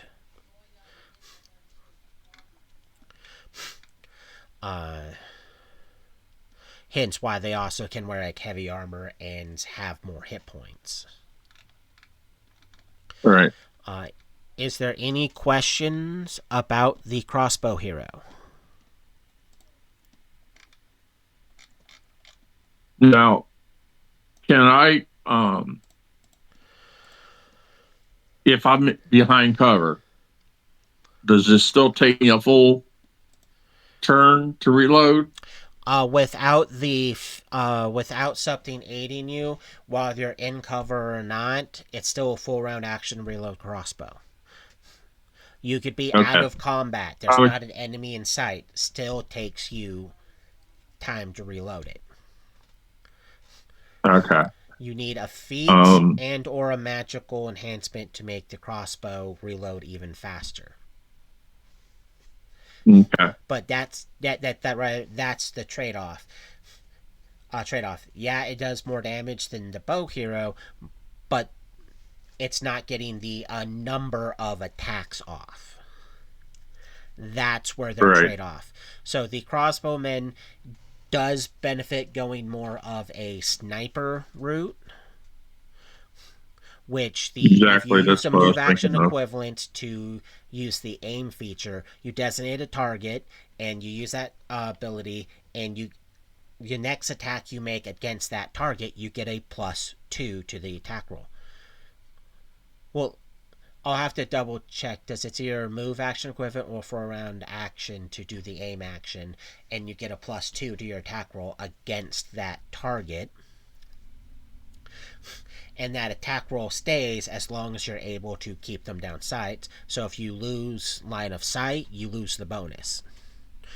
But it means you can fire the round with the +2, +2, +2.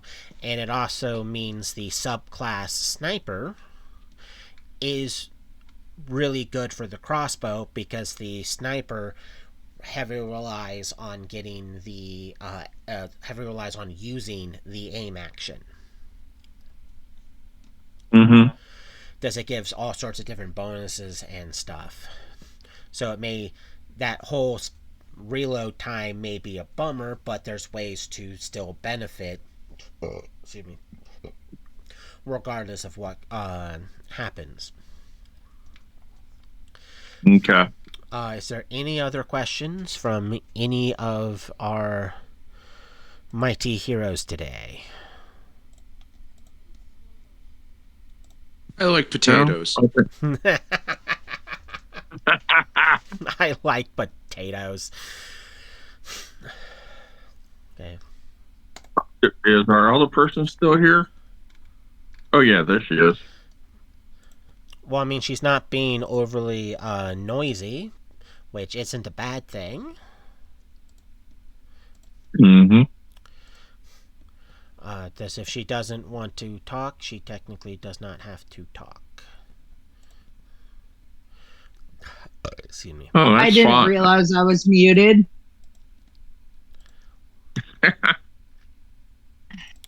That's okay. Uh, well, that being said, have you decided what hero you want to go into?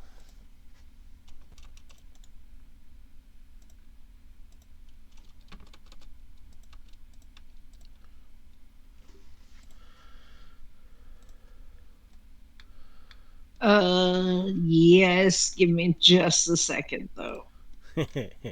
1, 2. I was gonna go with the Is loneliest number that you can ever. Oh, that's uh, I have it pulled up. Just give me a second because I'm in the middle of something. she's playing with me. Okay, that sounds really, really bad. Phrasing. I'm She's playing. bringing back that the term phrasing. I'm I'm just she's If I wasn't PG before, We are streaming. Let's not say that. she's playing with me. phrasing. she, she's at least they didn't say she's jerking the gherkin. Brother. Pick your damn character, will you? We're kind of in the middle of something Pick that your I can't just character. You're fine. talk about. We are. Pick your character. Stop distracting her. She's not. No, she. There's no distraction. She's playing fucking Overwatch.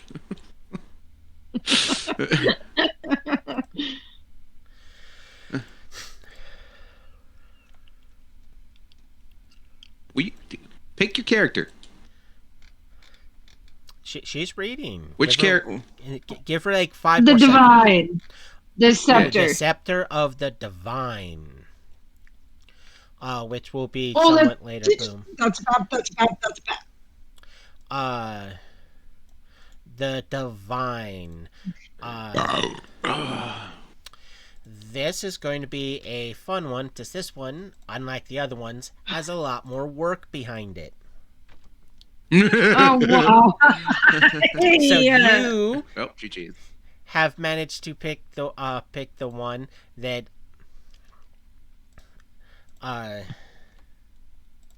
well, like one of the two that has, like I said, that has the most work, but that's not like it's not bad. It means we're going to the most in depth with this one, because a lot of the stuff is pretty straight forward, because skill, spot, and listen. Just while you get yourself in a more advantageous spot to not be overwatched. She's fine. She's got time. We're winning by a substantial margin.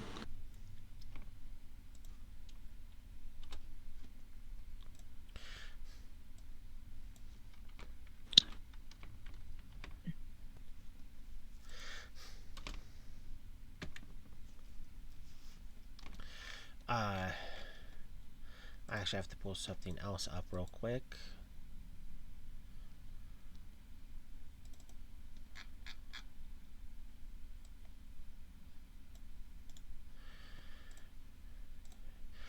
Does the divine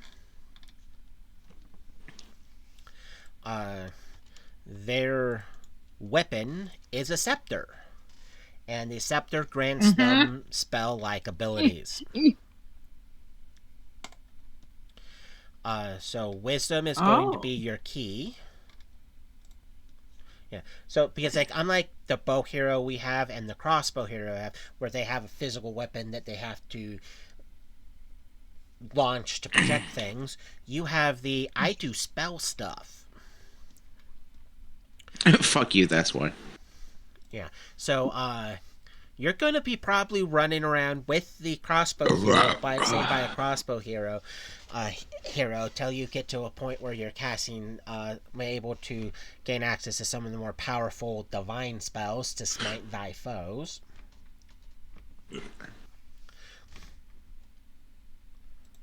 So wait a second. We've picked everything but a melee hero. Exactly. Which isn't necessarily a bad thing. It just means the If the anybody divine gets here, close, we're gonna have some problems. yeah, if anything gets close, there may or may not be problems. But I am happy you guys have point blank shot and precise shot. So you two can go, well, we're not going to kill these things before they get to melee. So we're just going to, form a gun wall and just shoot the enemies until they get to here. And then still shoot them by taking 5 foot steps back so that way we don't provoke. And hopefully they don't break off from us to go harm the scepter. But we got to take care of step-by-step process of character creation, which means we gotta take care of age. Oh, I'm done with you. No, you're not. If you were done with me, you wouldn't talk to me. Anyways, what am I rolling? Roll me a d4, please.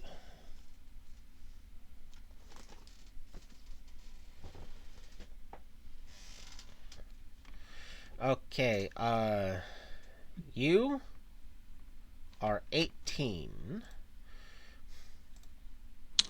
Oh wow, that's I'm cool. a baby. I'm 19. Well, you're the second And here what fizzle 18-year-old, was. and there's one 19-year-old. The next Oh, is... I'm the dad. You're the grown-up of the three. Does that make me the mom? So, never mind. I Phrasing. can't say that on stream. Can you roll me 2 die 10, please? I'm gonna laugh if you roll like 20. Out of the 2 die 10, you get like 20. Oh, you got damn close though. Okay, because that's a foot and 5 inches. Did you just say a foot? Yeah, it's 17 inches. So yeah, so it's 4'11" plus 1 foot 7 inches. It's 4 foot 5 for females plus 2 die 10. So that 1.5 feet. Well, that 1 foot and 5 inches turns into 5'10". So you're 5'10". literally pretty much you're tall. You're He's the same height as I am. 4 inches taller than I am in real life. I'm short in the game. I'm 5'9". Yeah, both of they're younger than you, but an inch taller. Can you roll me 2 die 4, please? That's all right. We're all the same height lane. Never mind. I gotta stop. I gotta stop.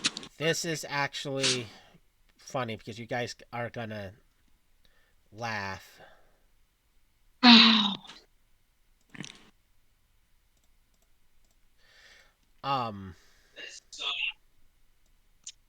She's 204 pounds. I'm how much? Huh? 204. Because Jeez, it's that fucking 7. Because the 17 you got there is times by 7, and then 85 is thrown on top of it. I only got a 7. 17 times 7. Yeah, but you said roll 2d4, so I rolled 2d4 and I got 7. Yeah, you got Yeah, so you do almost 17. max weight. Weight. Oh my god. You just called me fat. I take offense to that. No, you're not fat. You're You're also just muscular. Yeah, You're not also fat. You're top heavy. 5'10".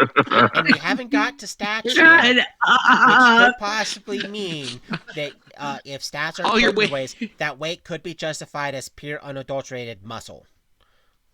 your, Yep. all your weight is in your boobs.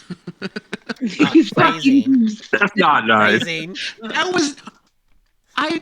What's there to phrase? Oh, sorry. Her weight's in her breastises. I hate you sometimes. So now we're going to be moving to stats and just bulldozing over this. 5 die 6, please.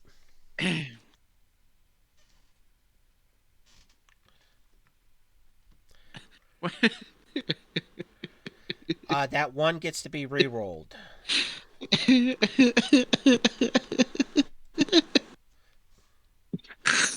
Yeah, just roll it again. Because apparently the dice bot wants to give you ones. Dice bot, this isn't encounters. Okay, we got a 12. 5 die 6, please.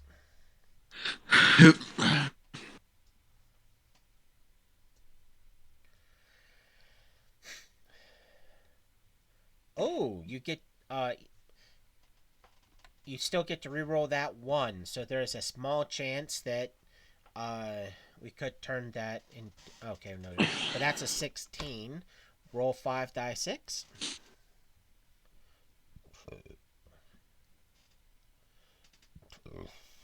Okay, we get to keep the 4, the 5, and a 3. So that's another 12. 5 die 6. So far, Bacon, you're the example. Oh, re-roll that one. I may have spoke too. So far, I'm the what? Because some of your high stats. yeah. You for the other one, you still Yeah, owe me I've boom. So we still have this other stat there, but boom. Okay, that's still 16. It doesn't change, but the other one you rolled, you still owe me that one. Other one needs to be re-rolled. Because that's 11, 14. That's 14.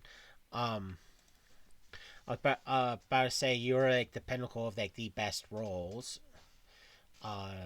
Which may have spoke a little too soon. Because 12, a 16, a 12, a 16, a 14. You owe me one last roll of 5 die 6. An 18. Nope, she has all the best rolls. Now, because you're going caster, and it relies on wisdom, we're going to have your, unless you're objecting, your wisdom is going to be that 18. Okay. Now, I will point out that the divine is not a hit point heavy class. So I may suggest that we put one of your 2 16s into con. Con. Yeah. Now you have a second 16, which that can go into strength, dexterity, intelligence, or charisma.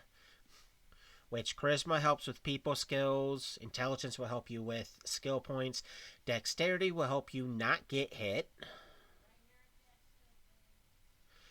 Strength will help you carry stuff, and if the party decides to go climbing things, you can actually end up having a bonus there. Okay. But it's like decisions. Do you want high people skills, lots of skill points, harder to hit, or be able to carry bigger burdens? Harder to hit. That is smart. You have a 14. You can either put that into strength, so you can have some strength, intelligence for skill points, charisma for people skills. Charisma. Better people skills. Aye. Which means your 2 remaining 12s go into strength and intelligence, which is not a bad thing.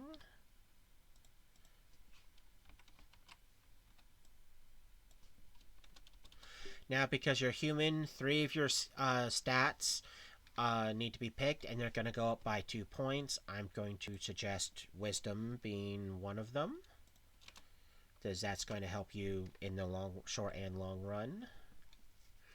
Which means, do you want to have like more hit points, slightly harder to hit, more skill points, slightly stronger, or slightly better people skills? Do I get to pick two? Yeah, you get to pick two of those. People skills and more intelligence or more wisdom. Well, wisdom was already Or can I even do that? picked. Wisdom was already Okay. picked, so more, so Harder to hit. harder to hit.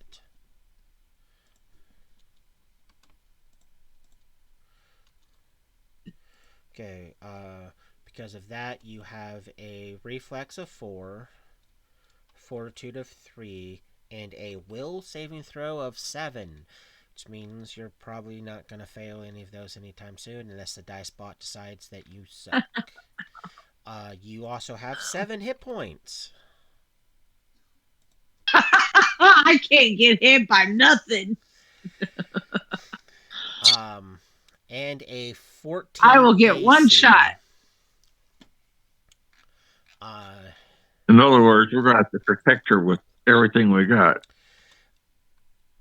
Until she reaches the point where she can actually start pulling in the bad guys before they get to her. Yeah. Skill points. Does it get spotless in diplomacy, gather information, and knowledge planes? So right there is a difference in skill points between you and them because you don't get the you don't have swim, climb, or jump. Same still amount of skill points, which because you have a +1 intelligence, 5 times 4 is 20, +4 for being human is 24, which we can go 1, 2, 3, 1, 2, 3, 4. For 20 skill points, leaving 4 left.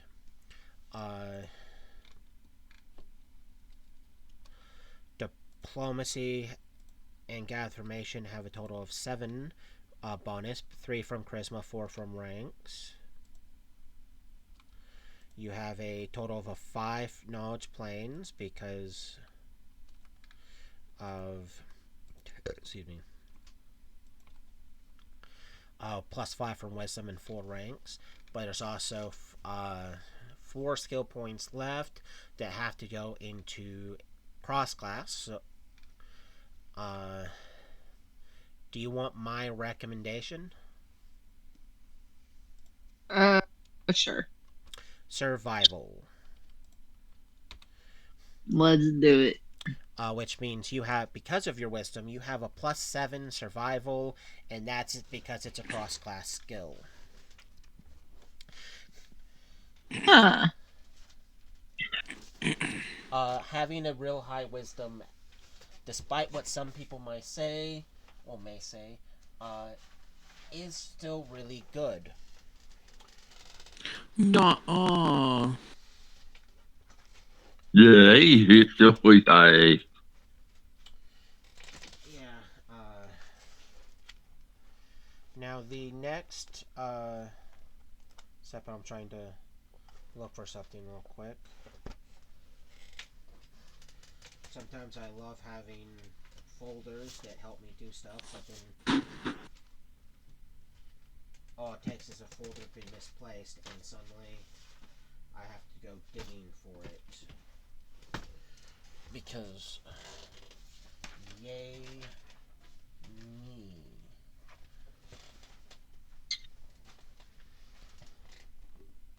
I said yay me. Hooray, you.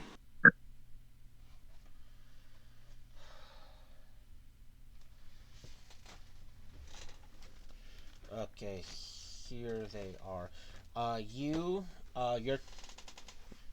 your bonus feat for level 1, bonus feat for being human, give you options. Now, I would like to remind you that one of the reasons that the the divine hero, just like the caster hero, are set up the way they are is because spell-like abilities don't actually need spell components.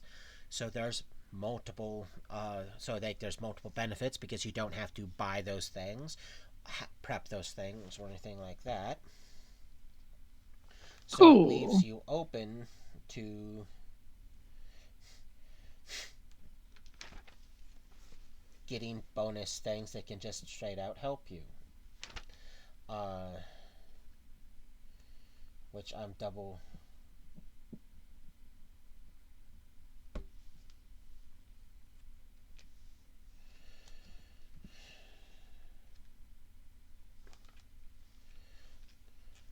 Because there's a very good chance that you're going to end up just being the party's main reason you're not getting snuck up on.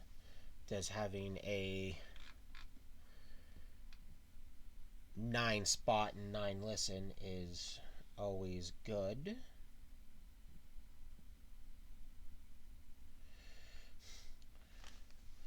But choosing feats that help you out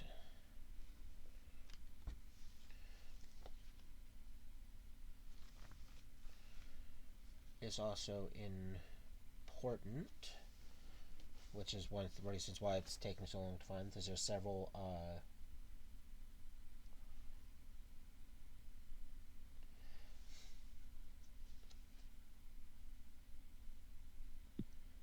fates that could possibly help you.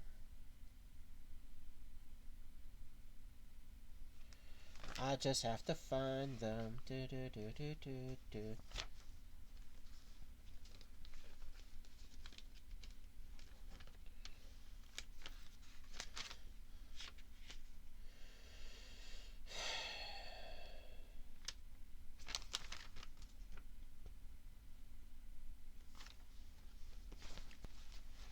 Sometimes I hate feats.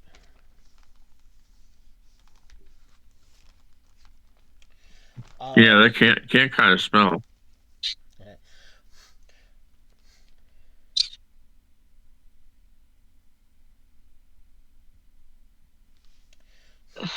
Now, for you, there is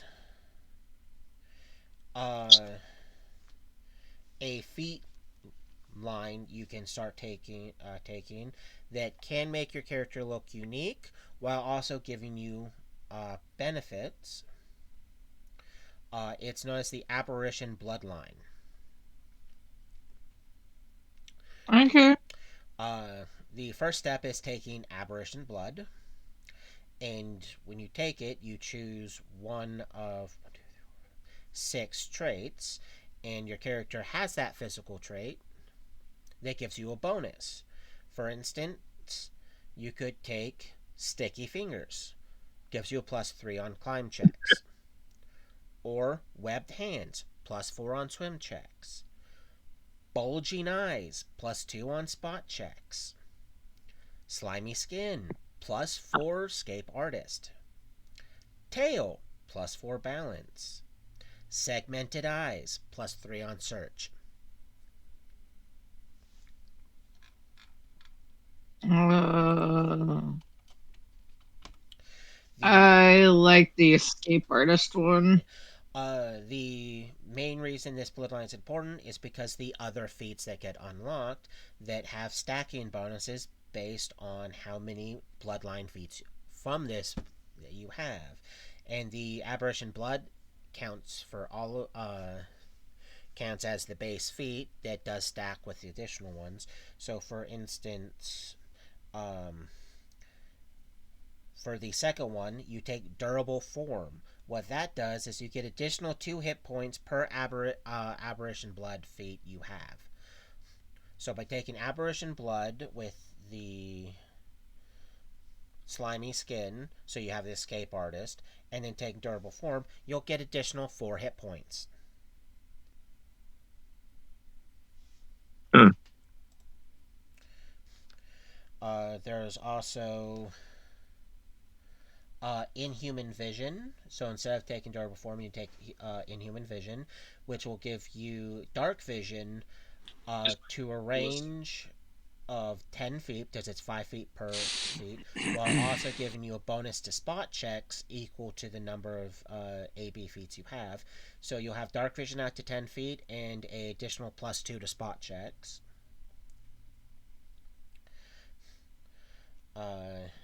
There's also Scavenging Gullet that lets you able to eat any organic material that gives you a +5 first ingested poisons and diseases. And these feats can end up leading to getting like Star Spawn that gives you a cold resistance and wings that let you fly. Or Water Spawn, and Water Spawn, because you can take Beast Star Spawn and Water Spawn, that gives you a swim speed, water breathing, and a cold resistance.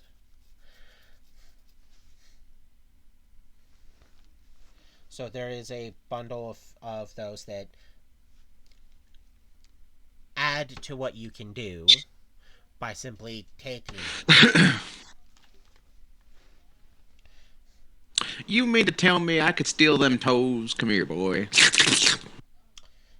First things That first, that was you unnecessary. that you did not need to do that.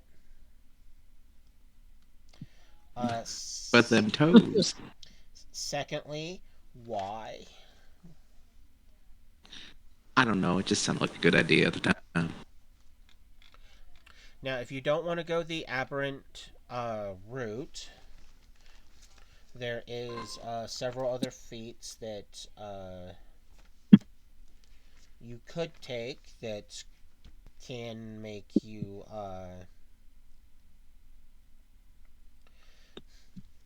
help you out. The first one is Hide of Scars, which gives you a DR5. So you have a damage soaker, so that will help you live longer. Because what's the point of having a lot of hit points if you don't have the ability to soak it? And the feat Death Sense, which gives you an additional +5 to listen and spot checks.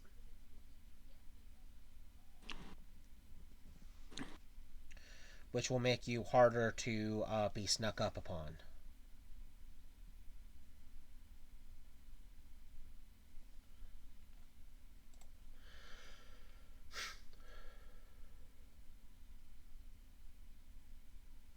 Bixie.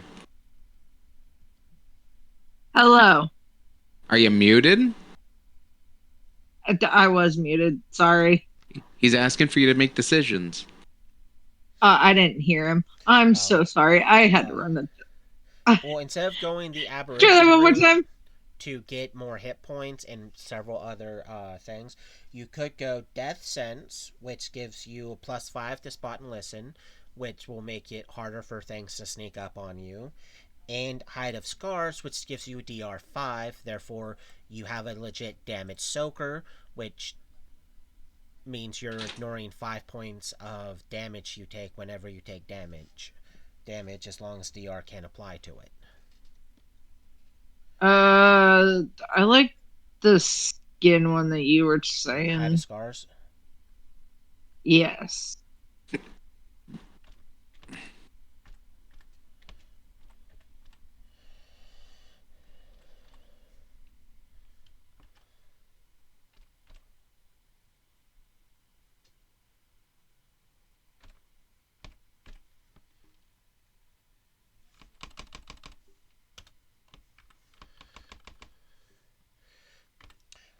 What do you think of the feat Death Sense? It gives you a +5 to listen and spot checks.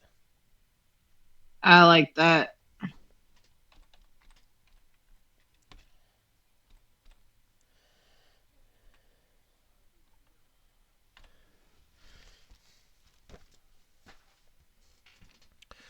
Okay, I'm going to take Oh no.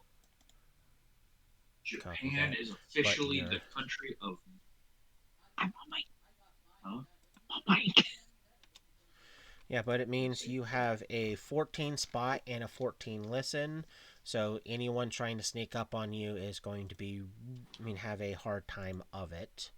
DR5, which means whenever someone smacks you, 5 damage is removed.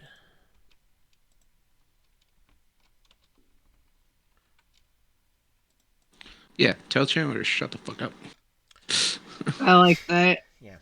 So even though you only have 7 hit points, that DR5 is going to save you in the long run because that's again 5 damage you're not taking when you get hit.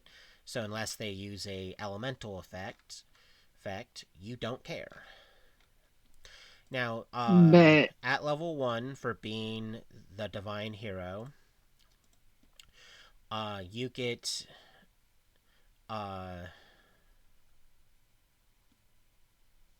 I'm correcting that right now because it's not supposed to be based on that. It's supposed to be based on this. You get a number of 0 level spells equal to your wisdom modifier, which does mean as your wisdom modifier goes up, so like when it goes from +5 to a +6, you'll get another 0 level spell. When it goes to +7, another 0 level spell. Come on. Come on, I know that's what you're waiting for. Benefit you have is Come on, the fact sweets. that all 0 level spells you have access to are at will, meaning there is no maximum number of times a day you can cast them. Come on, Oh, sweet. thank fuck. Yeah. Uh,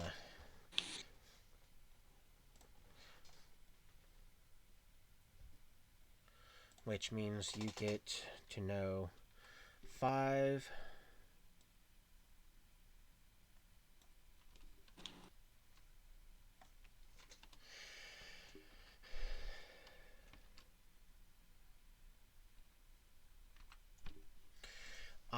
The DCs for all your spells are 15 plus spell level, so your 0 level spells are 15, which is quite high for that. Now, the spells you have options to picking is Create Water, Cure Minor Wounds, which only heals 1 hit point, Detect Magic, Detect Poison, Guidance, which gives a +1 to a attack roll or a saving throw or a skill check, and it's the next time the person would roll that. Inflict Minor Wounds, which does 1 damage, and it's a melee touch. Light, which you touch an object and it shines like a torch for like for your current cast level, it would be 1 minute. Mending, which is a die for healing to heal objects, so as long as it's not broken, you can do it. Purify food and drink, which removes impurities such as like disease or poison from something. Read magic, that lets you read scrolls and spell books. Resistance, which target gets a temporary +1 on saving throws. And Vigor, which subject gets a temporary +1 hit points. Do you want my recommendations? Yes. This way, the party does not have to ever stress weight and or needing it. Create water, I'm down. which at the moment it's 2 gallons, meaning turn 1 you put 2 gallons in your water pack. Turn 2 bacons. Turn 3 fizzles. It also there means you have water for that day and the next day, so you party will never run out of them. Next, because the party does not have any real means to counteract things, light.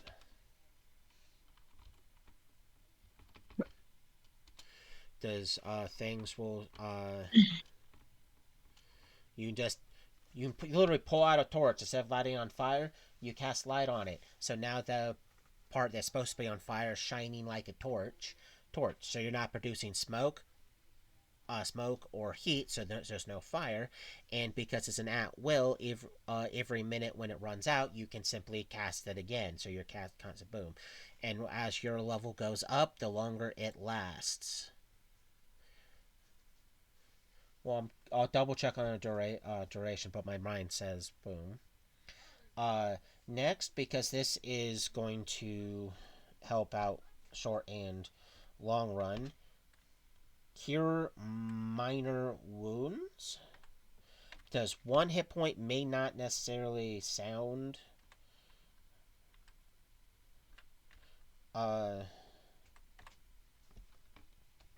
super important,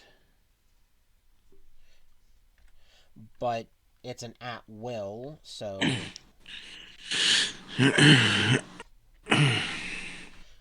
being able to, we need. I mean, it's like let's say like Bacon took like 10 damage, so he's at 0 hit points, going, dear God. Well, you run over, and for the next 10 turns, you're just touching him for 1 hit point, curing him. It may take a while, but it's unlimited healing. God damn it. Why did She's you have touching to me. phrase it that way? She's touching me, huh? For 10 turns. I'm gonna stop you. Done. I'm so done. God, I wish somebody would. Put me in my place. Treat me like the bad boy I Read am. magic, because that helps Sorry. read magical writings, spell books, scrolls, or any weird magical writing. Because normally magical writing you can't read without the ability to read magic. And the You mean to tell me I can't say what this spell says without spell? I don't know. My brain just went way off there. and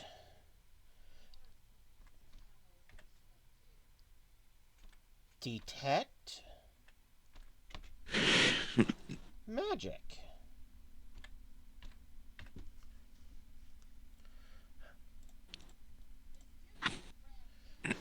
So, the 5 serial spells you know to repeat is create water, which is elements of water at the moment. Light, so now the party doesn't have to worry about uh, constantly lighting things on fire. Cure minor wounds, which, like I said, 1 hit point may not sound like a lot, but you have infinite times you can use it, so it's unlimited healing. Read magic that lets you read magical writings, and detect magic that lets you detect spells. You have all the same base stuff. Now, the only downside you had is because the scepter is the weapon, even though it doesn't have any real combat stats of its own, as in you can't use it to thwart things, that's just not that type of scepter. You have to That's rely stupid, on your but I spells. understand. That's a shame because you can use that on bacon then. You're gonna beat me with the horny stick.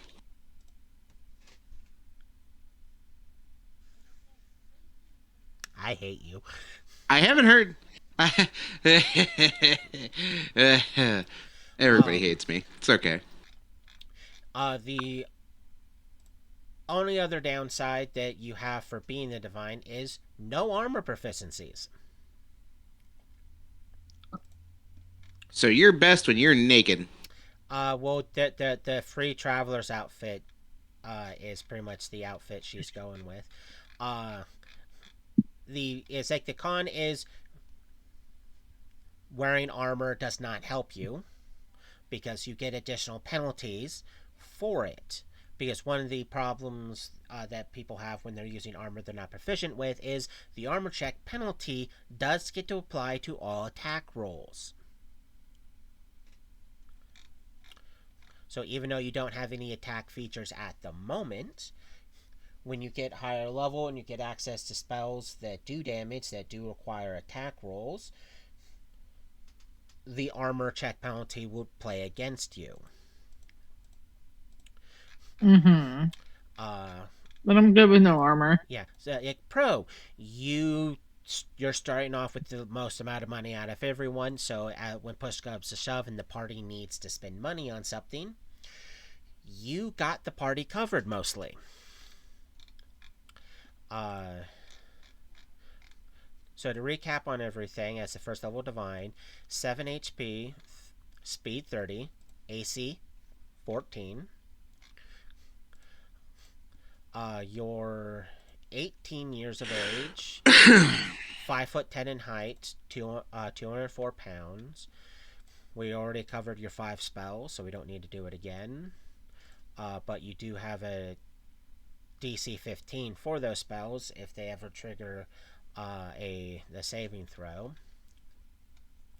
Fortitude of +3, Reflex of +4, Will of +7. So you're, unless you guys take a bite out of something too big, you're passing all those will saves. You have a DR5, which will definitely help you.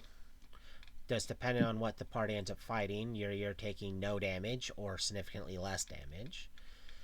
You have a diplomacy and a gather information of 7, so you have better people skills than them.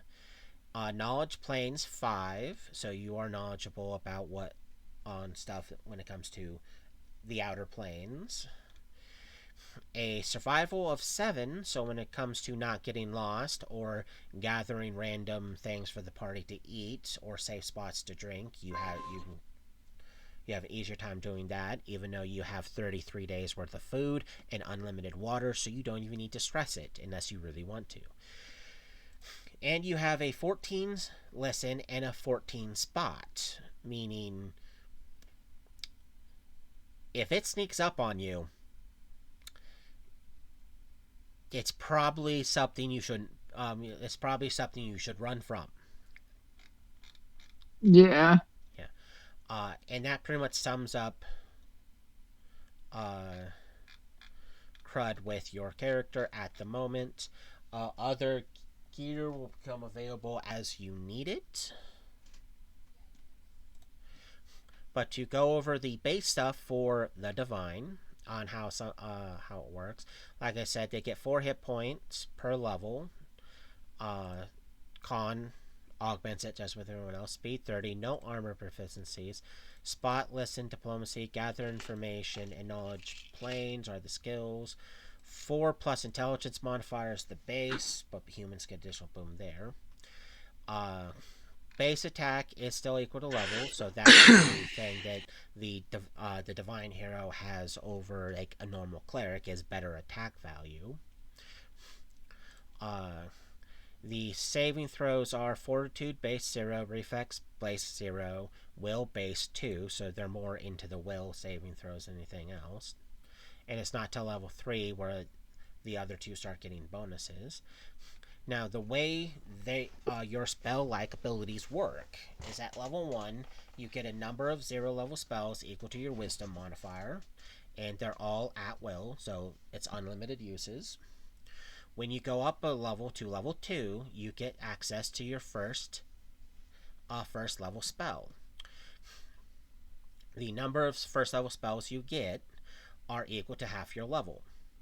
Now, the number of times a day you can use it is your wisdom plus 1 per 3 levels you have. So at level 3, you'll be able to have 6 daily uses of those first level spells, and you'll also at level 3 have 1 first level spell because it's always rounded down. So that first level spell you pick, you'll have 6 uses of it. So for instance, if you wanted to dive into healing, there's Cure Light Wounds, so you'll be able to cast Cure Light Wounds 6 times a day, and that's a die 8. That will be a die 8 plus 3 you heal. So it may not be unlimited times, but minimum it's at equal to casting the Cure Minor 4 times at minimum. And that's if you're going for healing. But there's also spells like Doom, where the subject gets a -2 on attack rolls, damage rolls, and saves. So it's like, hey, I'm going to debuff that guy. There's also the Sanctuary, which, in order for enemies to attack you or even get within within adjacent squares to you, to go after you, they have to beat a will saving throw, which will be a DC 16 at that point, in order just to be able to attack you. So there is a spell that will make you really hard to hit, because unless it's a construct or an undead, it's a beat a DC 16, biatch.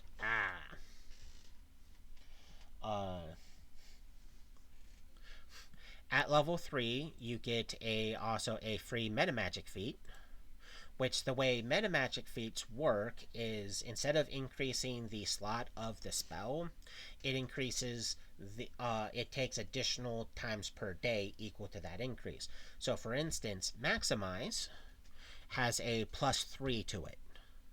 So if you were to do a maximized Cure Light Wounds, instead of it taking 1 daily use out of your 6 at that time, it would be 4. So you would be able to only do 1 maximized Cure Light Wounds at that time. But it also means you're healing whoever you touch by 11 hit points at that particular moment. As you go higher up in level, you will get more uses of your pre-existing spells, but you'll also get access to higher level spells. So for instance, at level 4, you get your first second level spell. 6 is your third, 8th is your fourth, 10 being your fifth.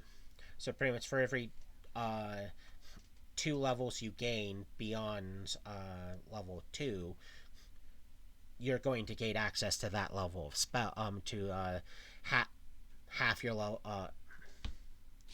My brain does not want a brain. You take your level divided by 2, and that's the level of spell you unlock. With the only real downside is you're not getting as much of them as you would like your first level spells. So for instance, at your first level spells, the amount of them you get is equal to half your level. So at level 18, which is when you stop getting it's the last level you get when you unlock your highest level spells, which is 9th level spells. You only get 9 different first level spells. Each of them are still wisdom modifier +1 for every 3 levels you possess. Your second level is 1 for every 3 levels you possess. I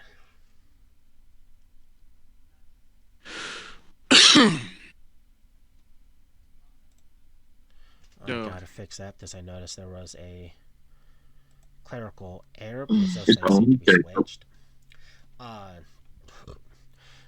Your third level spells is 1 for 4 levels you possess, and so on and so forth. So the higher level of the spell, the less of them you get to know. But also at every odd level, you get a metamagic feat. You also periodically, just like how everyone else gets a stat bonus, you also get stat bonuses. So it starts off at level 2 getting a +2 to your wisdom, then a +2 to your charisma, then a +2 to your intelligence, then wisdom, charisma, intelligence, then wisdom and charisma.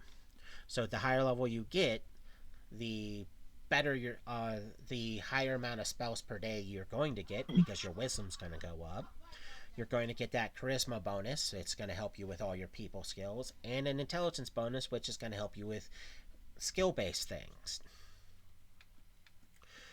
When you reach level 19, you get your first improved spells per day, which means you pick 1 spell, and the number of times you can use it increases by 1. You get that again at 19, 22, 24, 26, and 28. When you reach level 30, which is currently the max boom, you pick 5 different spells, and those 5 spells get additional +2 to the amount of times they can you can use them. You also, starting at level 21, improved meta magic. You get that 1, 2, 3, 4 at 5 times. What that specific feat does is it decreases the cost of meta magic feats to a minimum of 1. So by the time you're level 23, maximize, instead of increasing the cost by 3, it'll only increase it by 1. Therefore, you can use more maximize spells.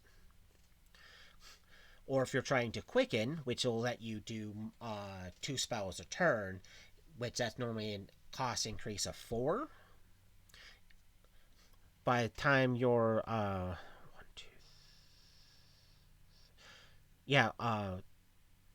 25 at level 25, instead of it costing 4, it will cost only 1. So you can quicken a lot more spells. It also helps you stack the meta magic feats, so that way you can do like a maximize empowered quicken spell. By that point, at level 25, those will all increase the cost by 1 each. So therefore, you can actually get a more potent version of the spell out without having to overly stress it. And that's how simple but complicated the Divine Hero is. So there's a lot more math behind it, because your level determines the number of spells you get, and they for up to 4th level spells, your level also augments the number of spells per day you get. There's starting at 5th level, it's just your wisdom.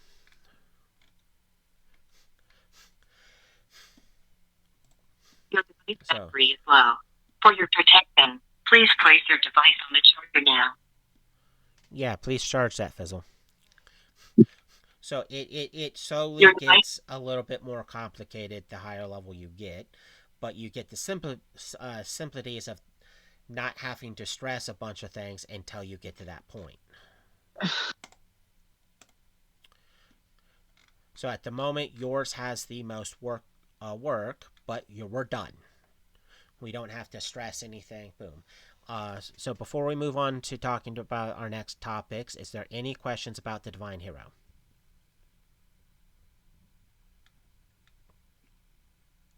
So what is the meta magic that she gets? I mean, what is that? The meta magic feat, it's chosen from the. She gets one of the meta magic feats. There's an entire list of them. Maximize, empowered, quicken, widened, extend or enlarge, extended. Good. So there's a laundry list of them. And Okay, so they're basically used augment to spells. increase whatever your spell you're using. Depending on the meta magic feat, depends on how it would be used to augment the spell, and even if it can, some of the feats like maximize only works on the random variable of a spell, so it works on like the cure light spells, or any spell where you'd have to roll for something. It does not work on spells that don't have random variables, such as like bless or cause fear. It doesn't work on those. Extend doubles the duration, so if there's a time element to the spell, it doubles it. Enlarge increases the range of the spell. Widen increases the AoE effect of a spell. Quicken turns the spell into a free action. Empower increases the effect by 50% where it can be applied. So, for instance, it can be applied to pretty much the same things that maximize can be applied to. It can technically be applied to. but it doesn't really work on if like you cast like Bane or Bless. It doesn't work on those. And when she gets to level 21 is when she gets access to the epic level meta magic feats, which will be taken at like 21, 24, 27, and 30. Those are their own ballpark of prerequisites that need to be done, and then what they can do. There's also a few other meta magic feats like Forked that doubles the number of targets a spell can target if it's a targeting spell. So, for instance, if she goes with Doom and gets Forked, instead of targeting just one target, she can fork it and target 2 targets with the same one. That feat leads into the multi version of that, where she gets to use half of her caster level times the number of targets the spell can normally target as it, so she can target even more people. So, for instance, if she wants to get more healing off, she can effectively target a lot more targets with her cure spells. Yes, they can be the same target. It doesn't have to be a different target, so she can effectively get multiple castings off in one turn. So she chose one of the more work-heavy heroes, but all of that pays off by every little thing she does. So by having a really high wisdom modifier, that helps with meta magic feats because that's the primary thing that determines how many spells she can get. Now, a thing to note, the 0 level spells have no limit to how many times it can be cast. So if she were to apply meta magic feats to those, she doesn't have to stress waiting till she's in her 20s for the improved meta magic feat to decrease the cost or anything like that, because the cost doesn't matter for 0 level spells. She just has to hope that the feat she decides to apply to it actually works. Yeah. Okay. Yeah. So like if she Well, wanted thank to you. do an empowered create water, instead of getting 2 gallons per level, she'll be able to get 3 gallons per level. So there's a lot of Okay. benefits to the current setup of the Divine Hero. Now, our Sounds next good. step is, because this is for mainly you guys being aware, there's a big key point of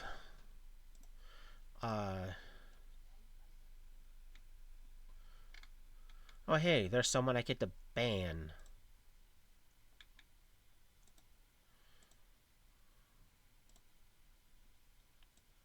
Okay, what? What? Kate, I don't know why it's doing that. Occasionally a bot shows up to do bot views, and I like banning them, especially when it says likely ban evader.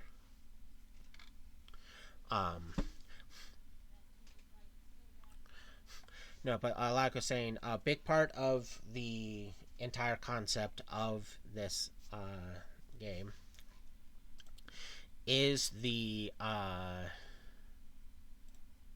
fact that a lot of stuff circles around a magical item known as the Dragon Hourglass. The Dragon Hourglass is pretty much this giant thing that does have dragon motif on it. And what it does is it tells you how long before the next cataclysm or wave. It's also where you go to get certain level up features, which are important because when you reach level 5, you are eligible for your first subclass. You cannot advance further until you get the subclass.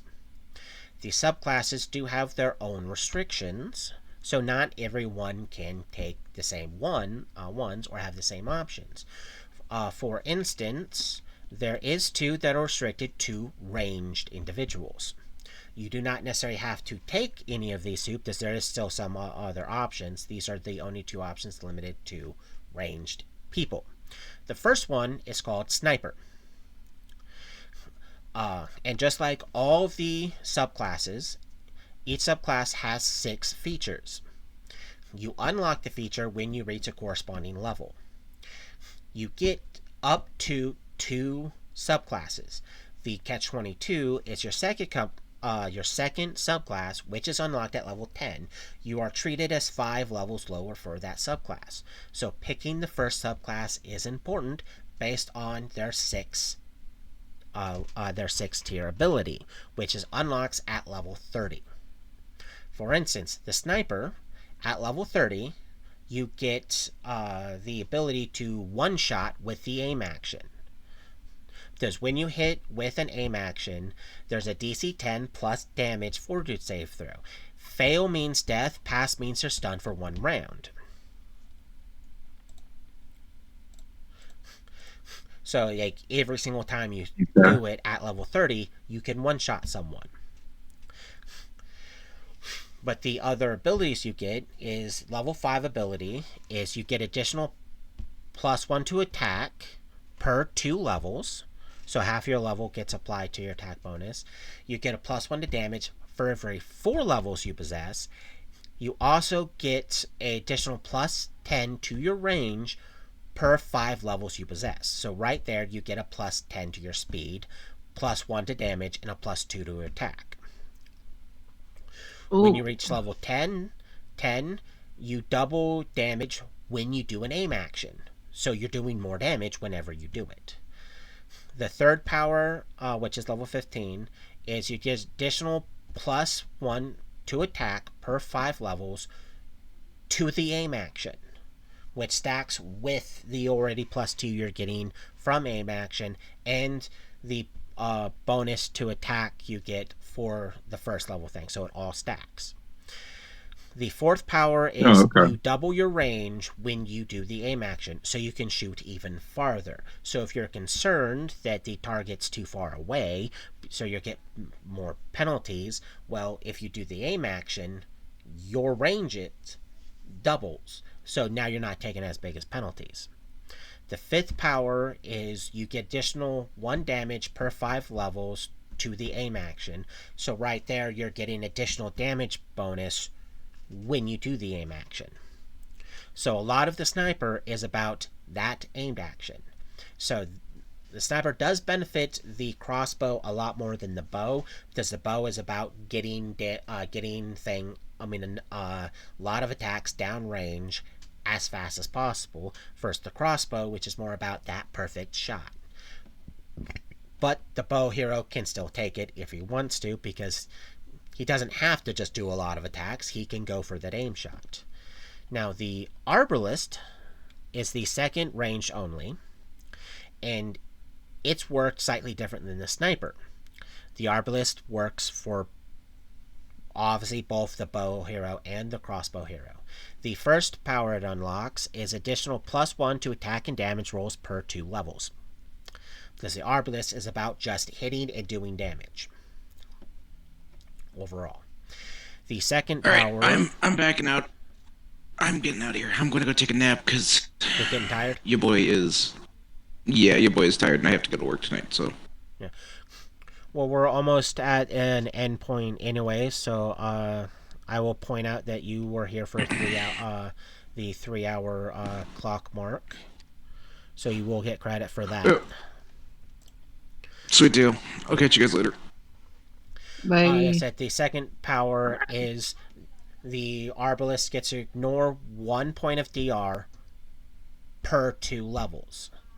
Which means if you run across like a werewolf, a lich, a vampire, you're bypassing a lot of their DR DR, so you don't have to have specialty weapons or anything because you're like, I don't care. The third power the Arbalest unlocks is similar to the second one, but it's you ignore 1 point of hardness per 2 levels, which means there are certain constructs you can now actually damage.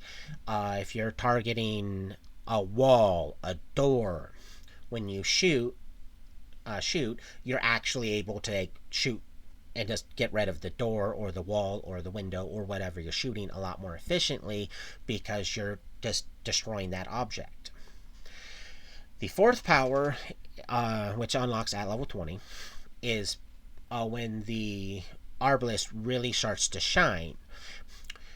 This ability adds 5 feet per 5 levels to point blank shot range. Point blank shot caps out at 30 feet.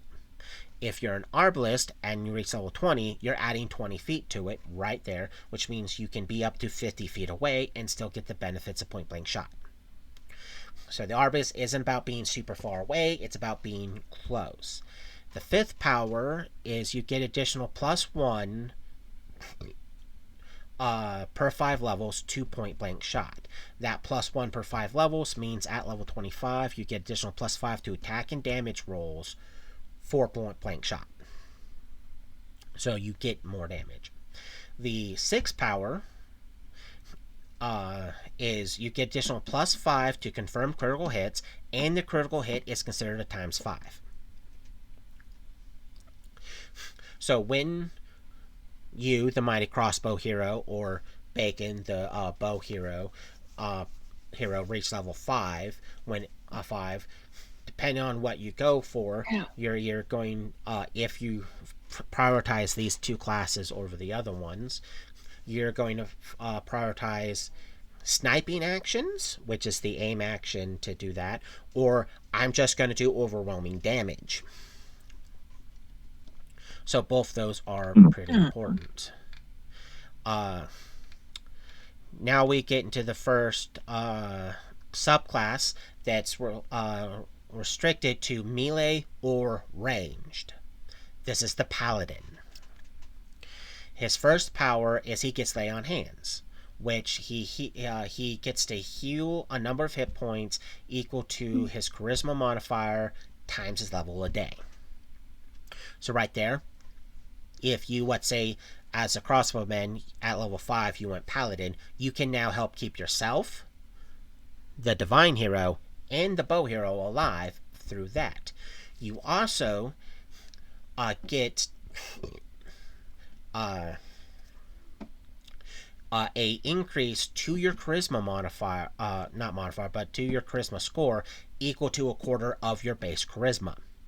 So the higher your charisma gets, the bigger the bonus it gets, therefore the bigger its modifier gets, because the Paladin has that charisma cheat.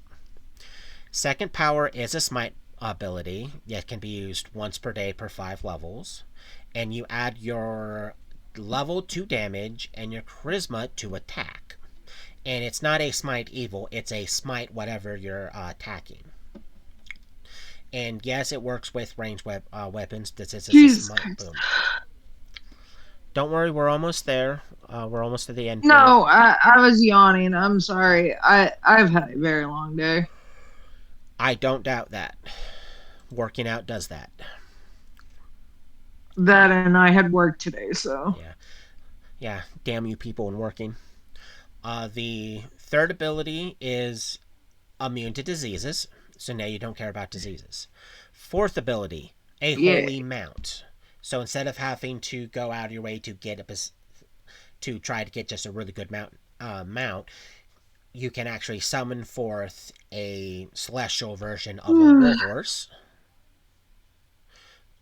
So you can summon it and dismiss it, miss it. It doesn't permanently die, but you get a stronger, better version of a horse. The fifth ability is Rally. This does not affect the Paladin, but affects all allies. Where the range of this ability is 5 times charisma modifier, and the allies get to use your charisma modifier on attack rolls and skill checks. It also gets to add to will saving throws against fear effects. So, boom. The 6 ability is probably going to be one that anyone trying to go for the I want to make sure everyone stays alive is resurrection once a day. So yes, a paladin hero, when a hero gone paladin, once you reach level 30, gets the ability to bring people back from the dead if it's the primary subclass. Now the first, anyone can go take this subclass. So both of you, the divine hero and the crossbow hero, can become a druid. The first thing you unlock as a druid is you get the handle animal as a class skill, wild empathy as a class feature, and you get an animal companion, which can be pretty much anything that the DM, which in this case me, deems appropriate for you to get off of the list. Or if you wait a while, you could possibly get something a little bit more powerful, but you do get ability to work with animals. Second ability, Woodland Stride, which means you're not subject to movement-based hindrances when moving through natural environments, unless it's a spell doing it. So like Entangle, Spike Growth, those spells still affect you normally. It's just normal environments you don't care about. Third power is Wild Shape, which is usable once per day per 5 levels, so you can actually turn into animals at that point. Fourth power is a bonus to attack and damage per 4 levels when you're in the outdoors. So you have to be out in outdoors. So dungeons or cities or towns don't count. You have to be out in the wilderness. Fifth power is you get a +1 to spotless and survival checks per 3 levels. So that helps you survive just off that. Now, the last power, the sixth and final power they get is a +20 to wild empathy versus animals and plant creatures. So right there, they get this huge bonus to making sure animals become passive and or helpful towards the party, and same with plant creatures. The next, anyone can do this subclass, has a requirement. In order to become a dragon disciple, the individual has to defeat one of 5 eligible types of dragons. So before you reach level 5 or before you reach level 10, if the party defeats a black, a blue, a green, a red, or a white dragon, it doesn't matter what age category, you just have to defeat it, and by defeat it, I mean kill it, because if it runs away, it technically doesn't count, because you have to slay the dragon. You qualify to become a dragon disciple. The first ability is you get a natural armor bonus per 3 levels, a bonus to strength per 4 levels, bonus to con per 6 levels, a bonus to intelligence per 10 levels. So you get harder to hit, stronger, tougher, and smarter. The second power is you get a pair of claws and a bite attack, meaning, let's say, like, before you guys hit level 5, you guys do defeat, like, let's say, a white dragon, and the divine hero decides to become a dragon disciple. When she reaches level 10, she'll actually get 2 types of melee attacks, 2 claws and a bite. Now, the damage is augmented by strength, but its base is 1 + 1 per 5 levels for both the bite and the claw. So the higher level they get, the more damage it does. And no, they're not rolled damages, it's preset stagnant damage. So there's no fun enjoyment of rolling, it's just the excitement of seeing a number slowly rise. Third power is they get a breath weapon based on the typing, and the range is based on what type of dragon you defeat. It's either a 60-foot line or a 30-foot cone. the damage type and actual damage it does is based on 2 factors: the dragon type and what level you are. Because, for instance, let's say you defeat a white dragon, you get your breath weapon. It's a 30-foot cone that does 3 damage at level 15, 7 at level 20, and 10 at level 25. And the DC is 16 with additional +1 per 5 levels. So it's like, Oh shit. yeah, so it's like the DC goes up, and that damage is the weakest out of all the types. So if you manage to defeat a red dragon, that has the best DC, which is a DC 19, and the damage values are 11 at 15, 22 at 20, and 33 at 25.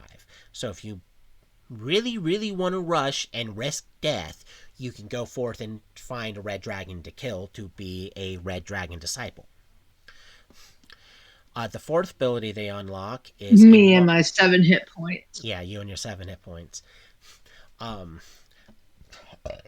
4th ability they unlock is enlargement. Your size increases by 1 step. Now that has some benefits and some drawbacks. Drawback is -1 to attack rolls and AC. So yeah,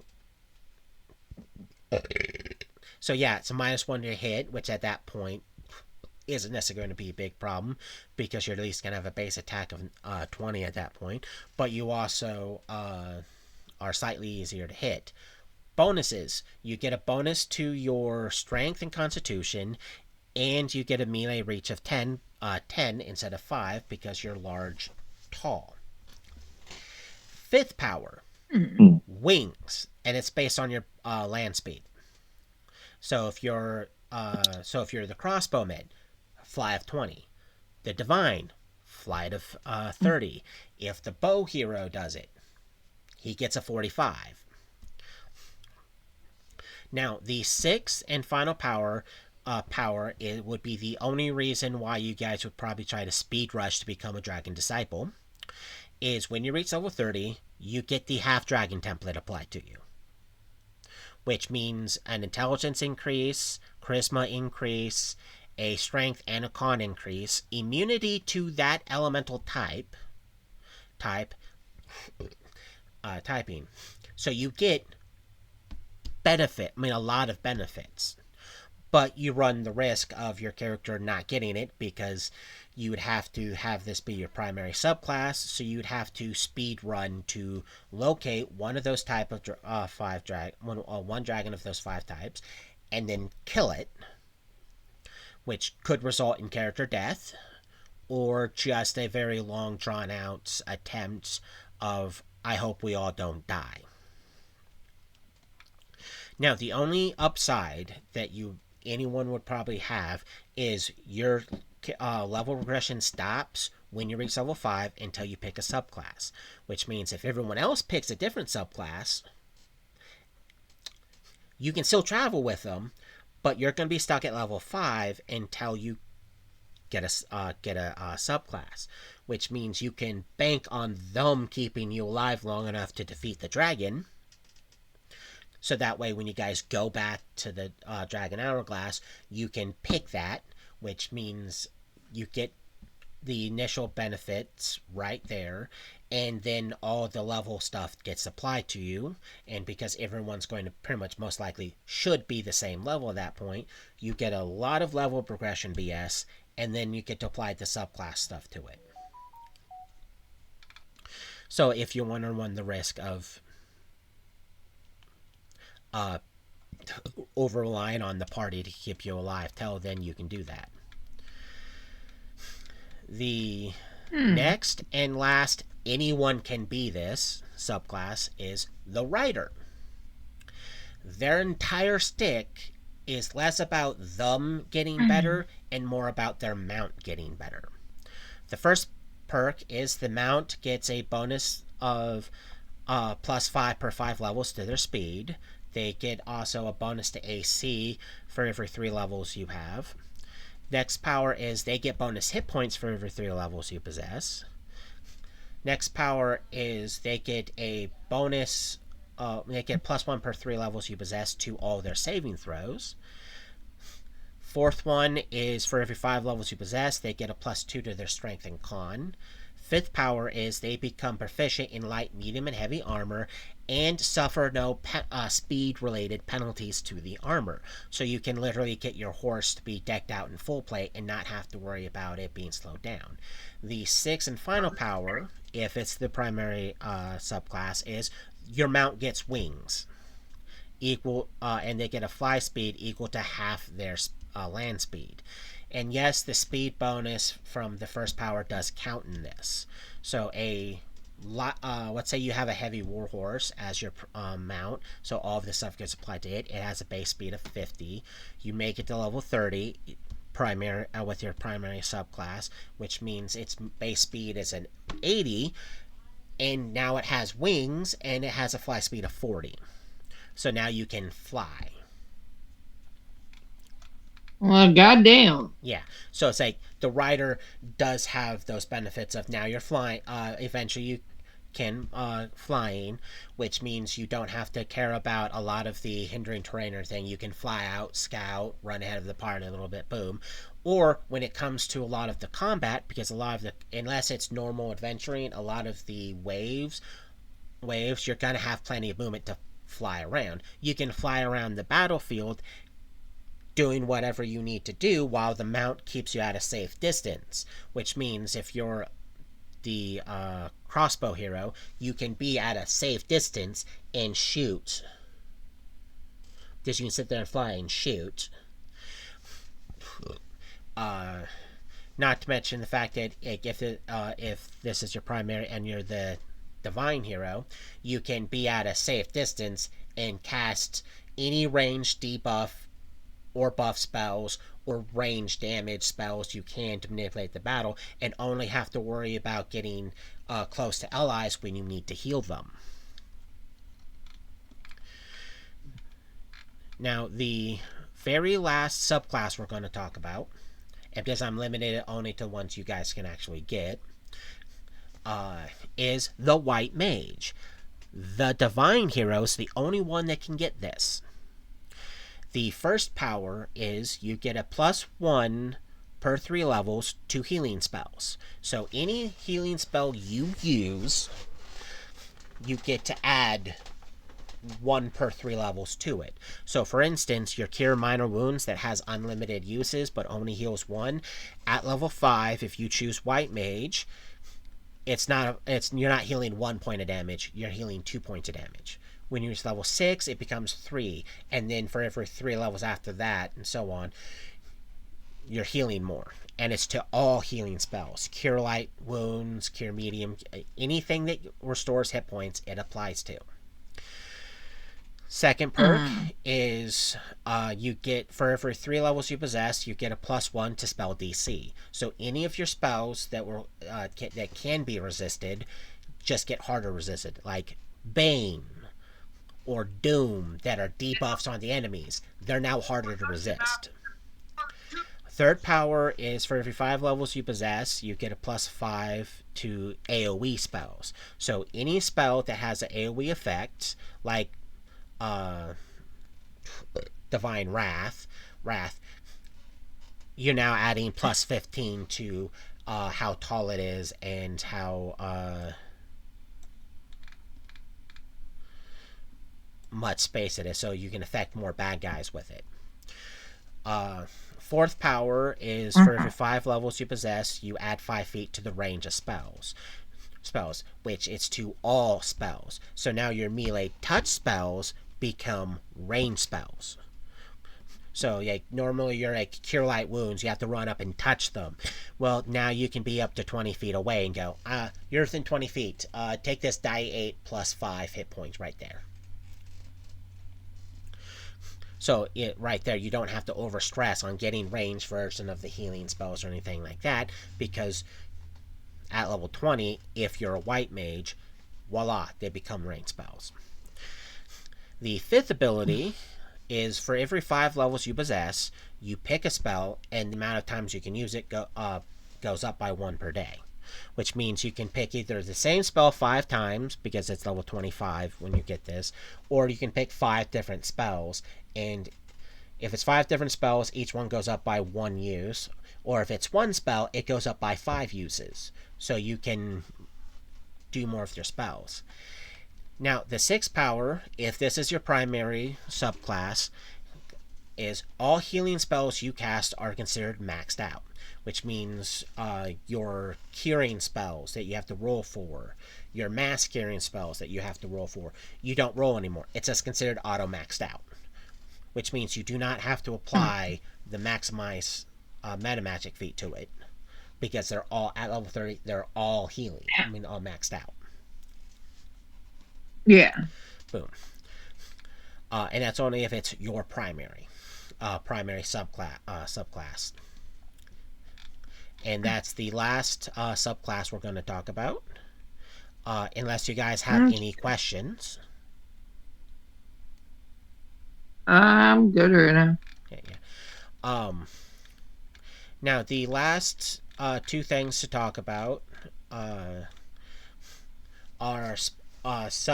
2 things called special abilities and artifact abilities.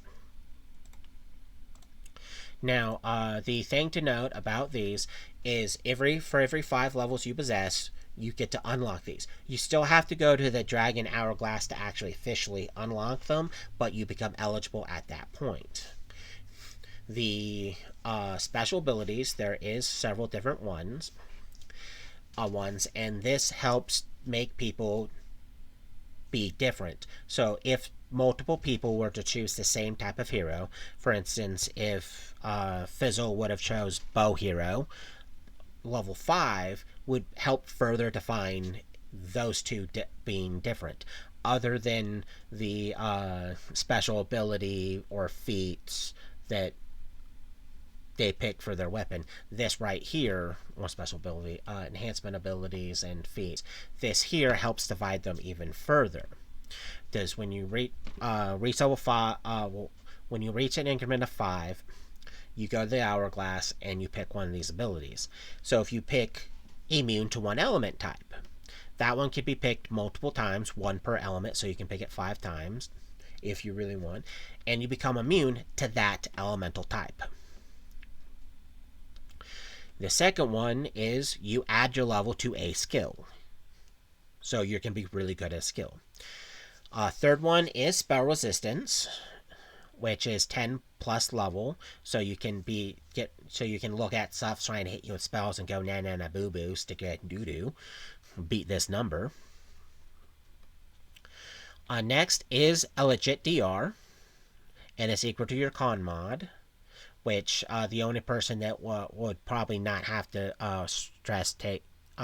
the only person right now that you probably think wouldn't need to take this would be you, the divine hero, but the feat you have has a caveat. If you have a DR from another source, Hide of Scarred stacks with that. So at level 5, if you were to choose the DR special ability DR, it would be your con plus 5 because of Hide of Scars, so you'd be even harder to kill. The next ability is Speed Boost, where you get additional 5 feet per 5 levels to your base movement speed. So for instance, if the crossbow hero wanted to move faster, you could pick that and start at level 5. Instead of moving at 20 feet, you would move at 25 feet, and then so on and so forth with each additional level you get. Well, at each additional 5th level you get. Now, the last one we're going to talk about for special abilities is pick one save, and you get a +1 per 3 levels to that save. So if you feel that there's a lot of reflex saving throws going on, and you don't feel comfortable that you're passing them, you can pick that. Or there's a lot of disease-based things, so you want to get a better fortitude. Or there's a lot of dominating effects going off, so you want to have a better will saving throw. You pick that. That one can be picked up to 3 times, so level 5, 10, and 15. So you can eventually have bonuses to all your saving throws. And that said, there's 6 different options. Several of them have multiple choices. So even if everyone picks like immunity to one element, it doesn't have to be the same element. It can be one of the 5 elements eligible for it. So you can still diversify in it. Any questions about special abilities? Not at the moment. Okay. Now, the last thing to go over also triggers at level 5, 10, and 15 and stuff. So you get, for every 5 levels you possess, you get to unlock an artifact ability. Now, this ability, artifact ability, is technically it's the nature of your artifact. There are 6 different types of natures. Each time you pick your artifact, which for the crossbowman would be his crossbow, and for you, the divine hero, would be your scepter. The corresponding item changes in feature to better reflect its nature. So, for instance, if you were to choose nature, your scepter would look more nature-y. There's also protection, so it would look more like a better hand grip to protect your hand, because it would look like it would reflect protection. Offense, it would look a little bit more sinister. Movement, it would have features on it that depict movements. Immunities, which is kind of hard for it to actually reflect that, because it's immunity doesn't really have a big thing. Boom. And the 6th and final nature is healing, so it would look like it has some sort of healing motif going on for it. Now, the catch-22 with these abilities is you do get to pick what nature it unlocks, but you have to then roll a die 8. And there's 1 to 8 options that then apply. It's the only true random part about it. So, for instance, you, the divine hero, let's say you chose healing. You rolled a die 8 and you got a 6. 6 lets you utilize cure serious wounds 3 times a day. And that each time you use it, it heals 36 hit points. So right there, you got bonus healing. It is through the artifact, when it is through your scepter, so this particular spell-like ability isn't necessarily your spell-like ability, but you still get to access it. Or let's say you wanted an offensive ability, so you wanted to be able to defeat abilities, so you chose that, you rolled a 6, well, you get a fireball once a day. And it uses your level for it. So at level 5, you have a 5d6 fireball. Level 10 is when you cap out, and it lets you once a day do a 10d6 fireball. So you can end up having boom. Now, you can choose the same nature multiple times. So because you get to pick out 5, 10, 15, 20, 25, and 30. So you get to pick up to 6 times. The catch is when you do the random roll, some of the abilities can only be rolled once. For instance, if you pick offensive powers and you got a 3, 3 is anytime you take damage from any creature that's non-spell damage, they take the same amount of damage. So if if a dragon would to breathe fire upon you, any damage you take from that breath weapon, it also takes. It's not the same typing. It's considered nondescript, so there's no immunities to it. It also bypasses DRs. So you take damage, it takes same damage. At level 10, if you're to pick offensive again and you roll 3, you immediately do a reroll because you can't. Because that ability can only be applied once. But if you got 6 for the first time and then 6 again, instead of having fireball once a day, you now have fireball 2 times a day. So any of the abilities that have it can be used once a day or once a week, it gets applied again, and you just double the amount of times you can use in a day. Well, not double, but you add the amount there to the amount you can do. So fireball is once a day. If you roll it a second time, you get another fireball. If you get it a third time, you get a third fireball. Shit. Yeah, so it unlocks things. And like I said, you don't have to pick the same nature each time. It can be a different one. So you can, when you reach level 5, you can pick offense, which, let's say you got that fireball. Then you picked nature at level 10 and you rolled a 1. Well, what that does is you have animal friendship constant in effect as long as the artifact is in hand. So as long as you're holding on to it, or if you have it like in a little sheath on your side and your hands touching it, all animals treat you as a friend. So as long as you're touching it, they're friendly towards you. And at the third time, you choose protection, and you get a 4. Well, now you're constantly under the effect of feather fall. So now you don't care if you fall. So you're gonna jump off a high tower or something like that, and not care because feather fall's in effect. Then you choose, let's say, movement, and you got a 4. Well, now you get access to haste once a day. So the artifact isn't limited to just one type of thing. It can be kind of all over the place. But because it is also random, it means, like, let's say both of you choose protection. Because it's a die 8, there's only a 1 in 8 chance you both roll the same number. So, like, you get the feather fall, and he gets 3, which he gets he gets to cast mage armor 5 times a day.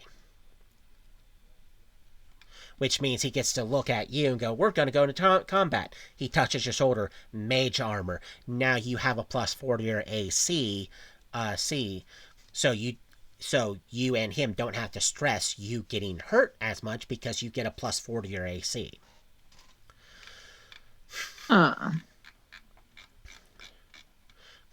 So besides subclasses that can help separate individuals, the artifact abilities and the special abilities help further define the differences and possibly make you, the heroes, even better because of it. But that's something that to somewhat think about, because when you don't have to stress it till you reach level 5. And that can happen either really early, depending on what the party does, or really late. Because the only true thing the party has to stress is the waves. Because the hourglass tells you how much time you have to prep for the wave. That's going and making money so you can get slightly other better equipment or more equipment. That's also how much time you have to go to get excess leveling done. Because when the wave starts, you get teleported to the outskirts of the wave. Not in the center of it, but on the outskirts, because you have to make your way to the center of it. The main reason you have to make way to the center is there's only 2 ways the wave ends. Does the waves last X amount of hours? It can be 1 hour, it can be 10 hours. It's random per time it happens. So there's that time feature. The other thing that ends the wave is if you defeat the boss of the wave. If he gets defeated, the wave ends. And you kind of get the satisfaction of actually winning the wave. Now, there is no set number of waves, as in the way there could be like 5 waves, or there could be 50 waves. There's no real set number.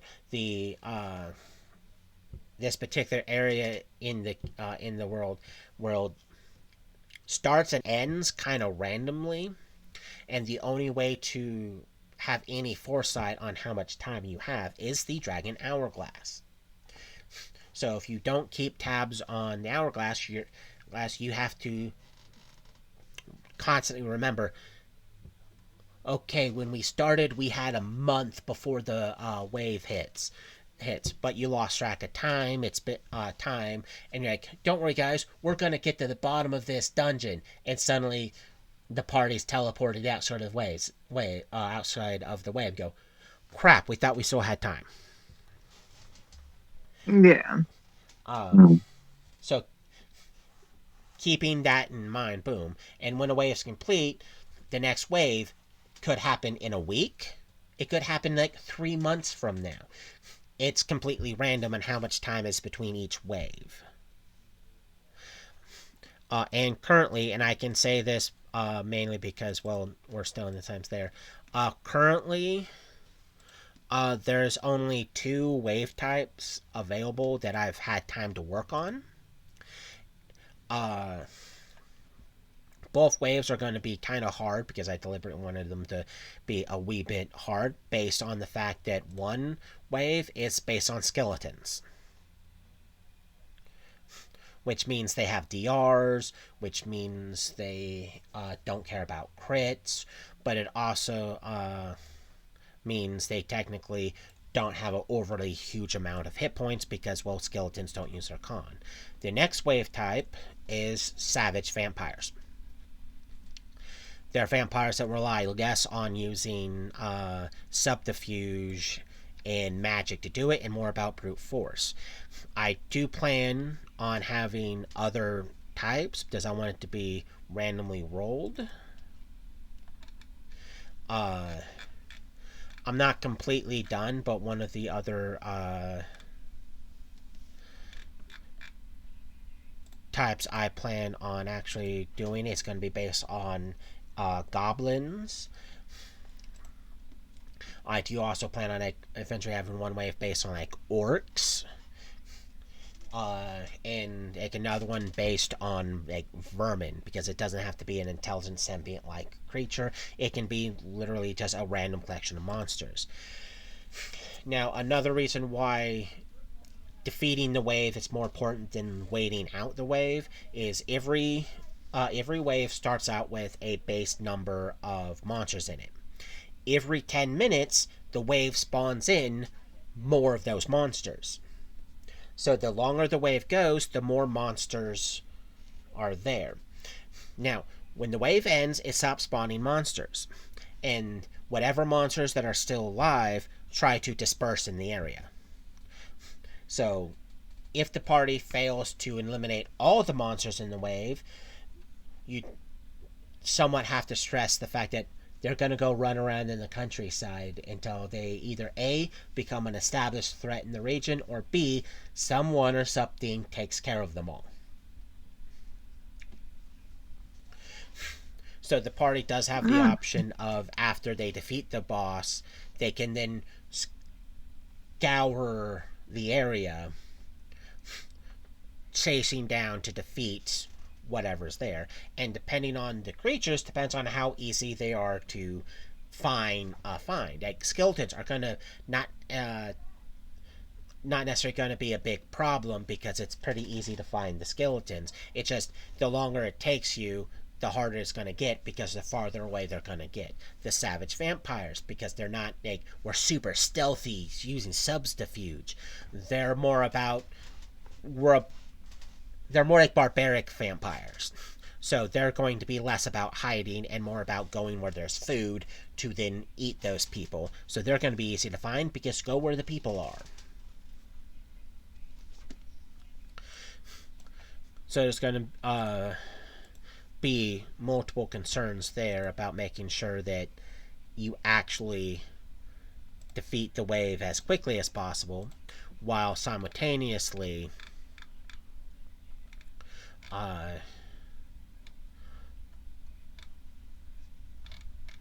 cleaning up after yourself.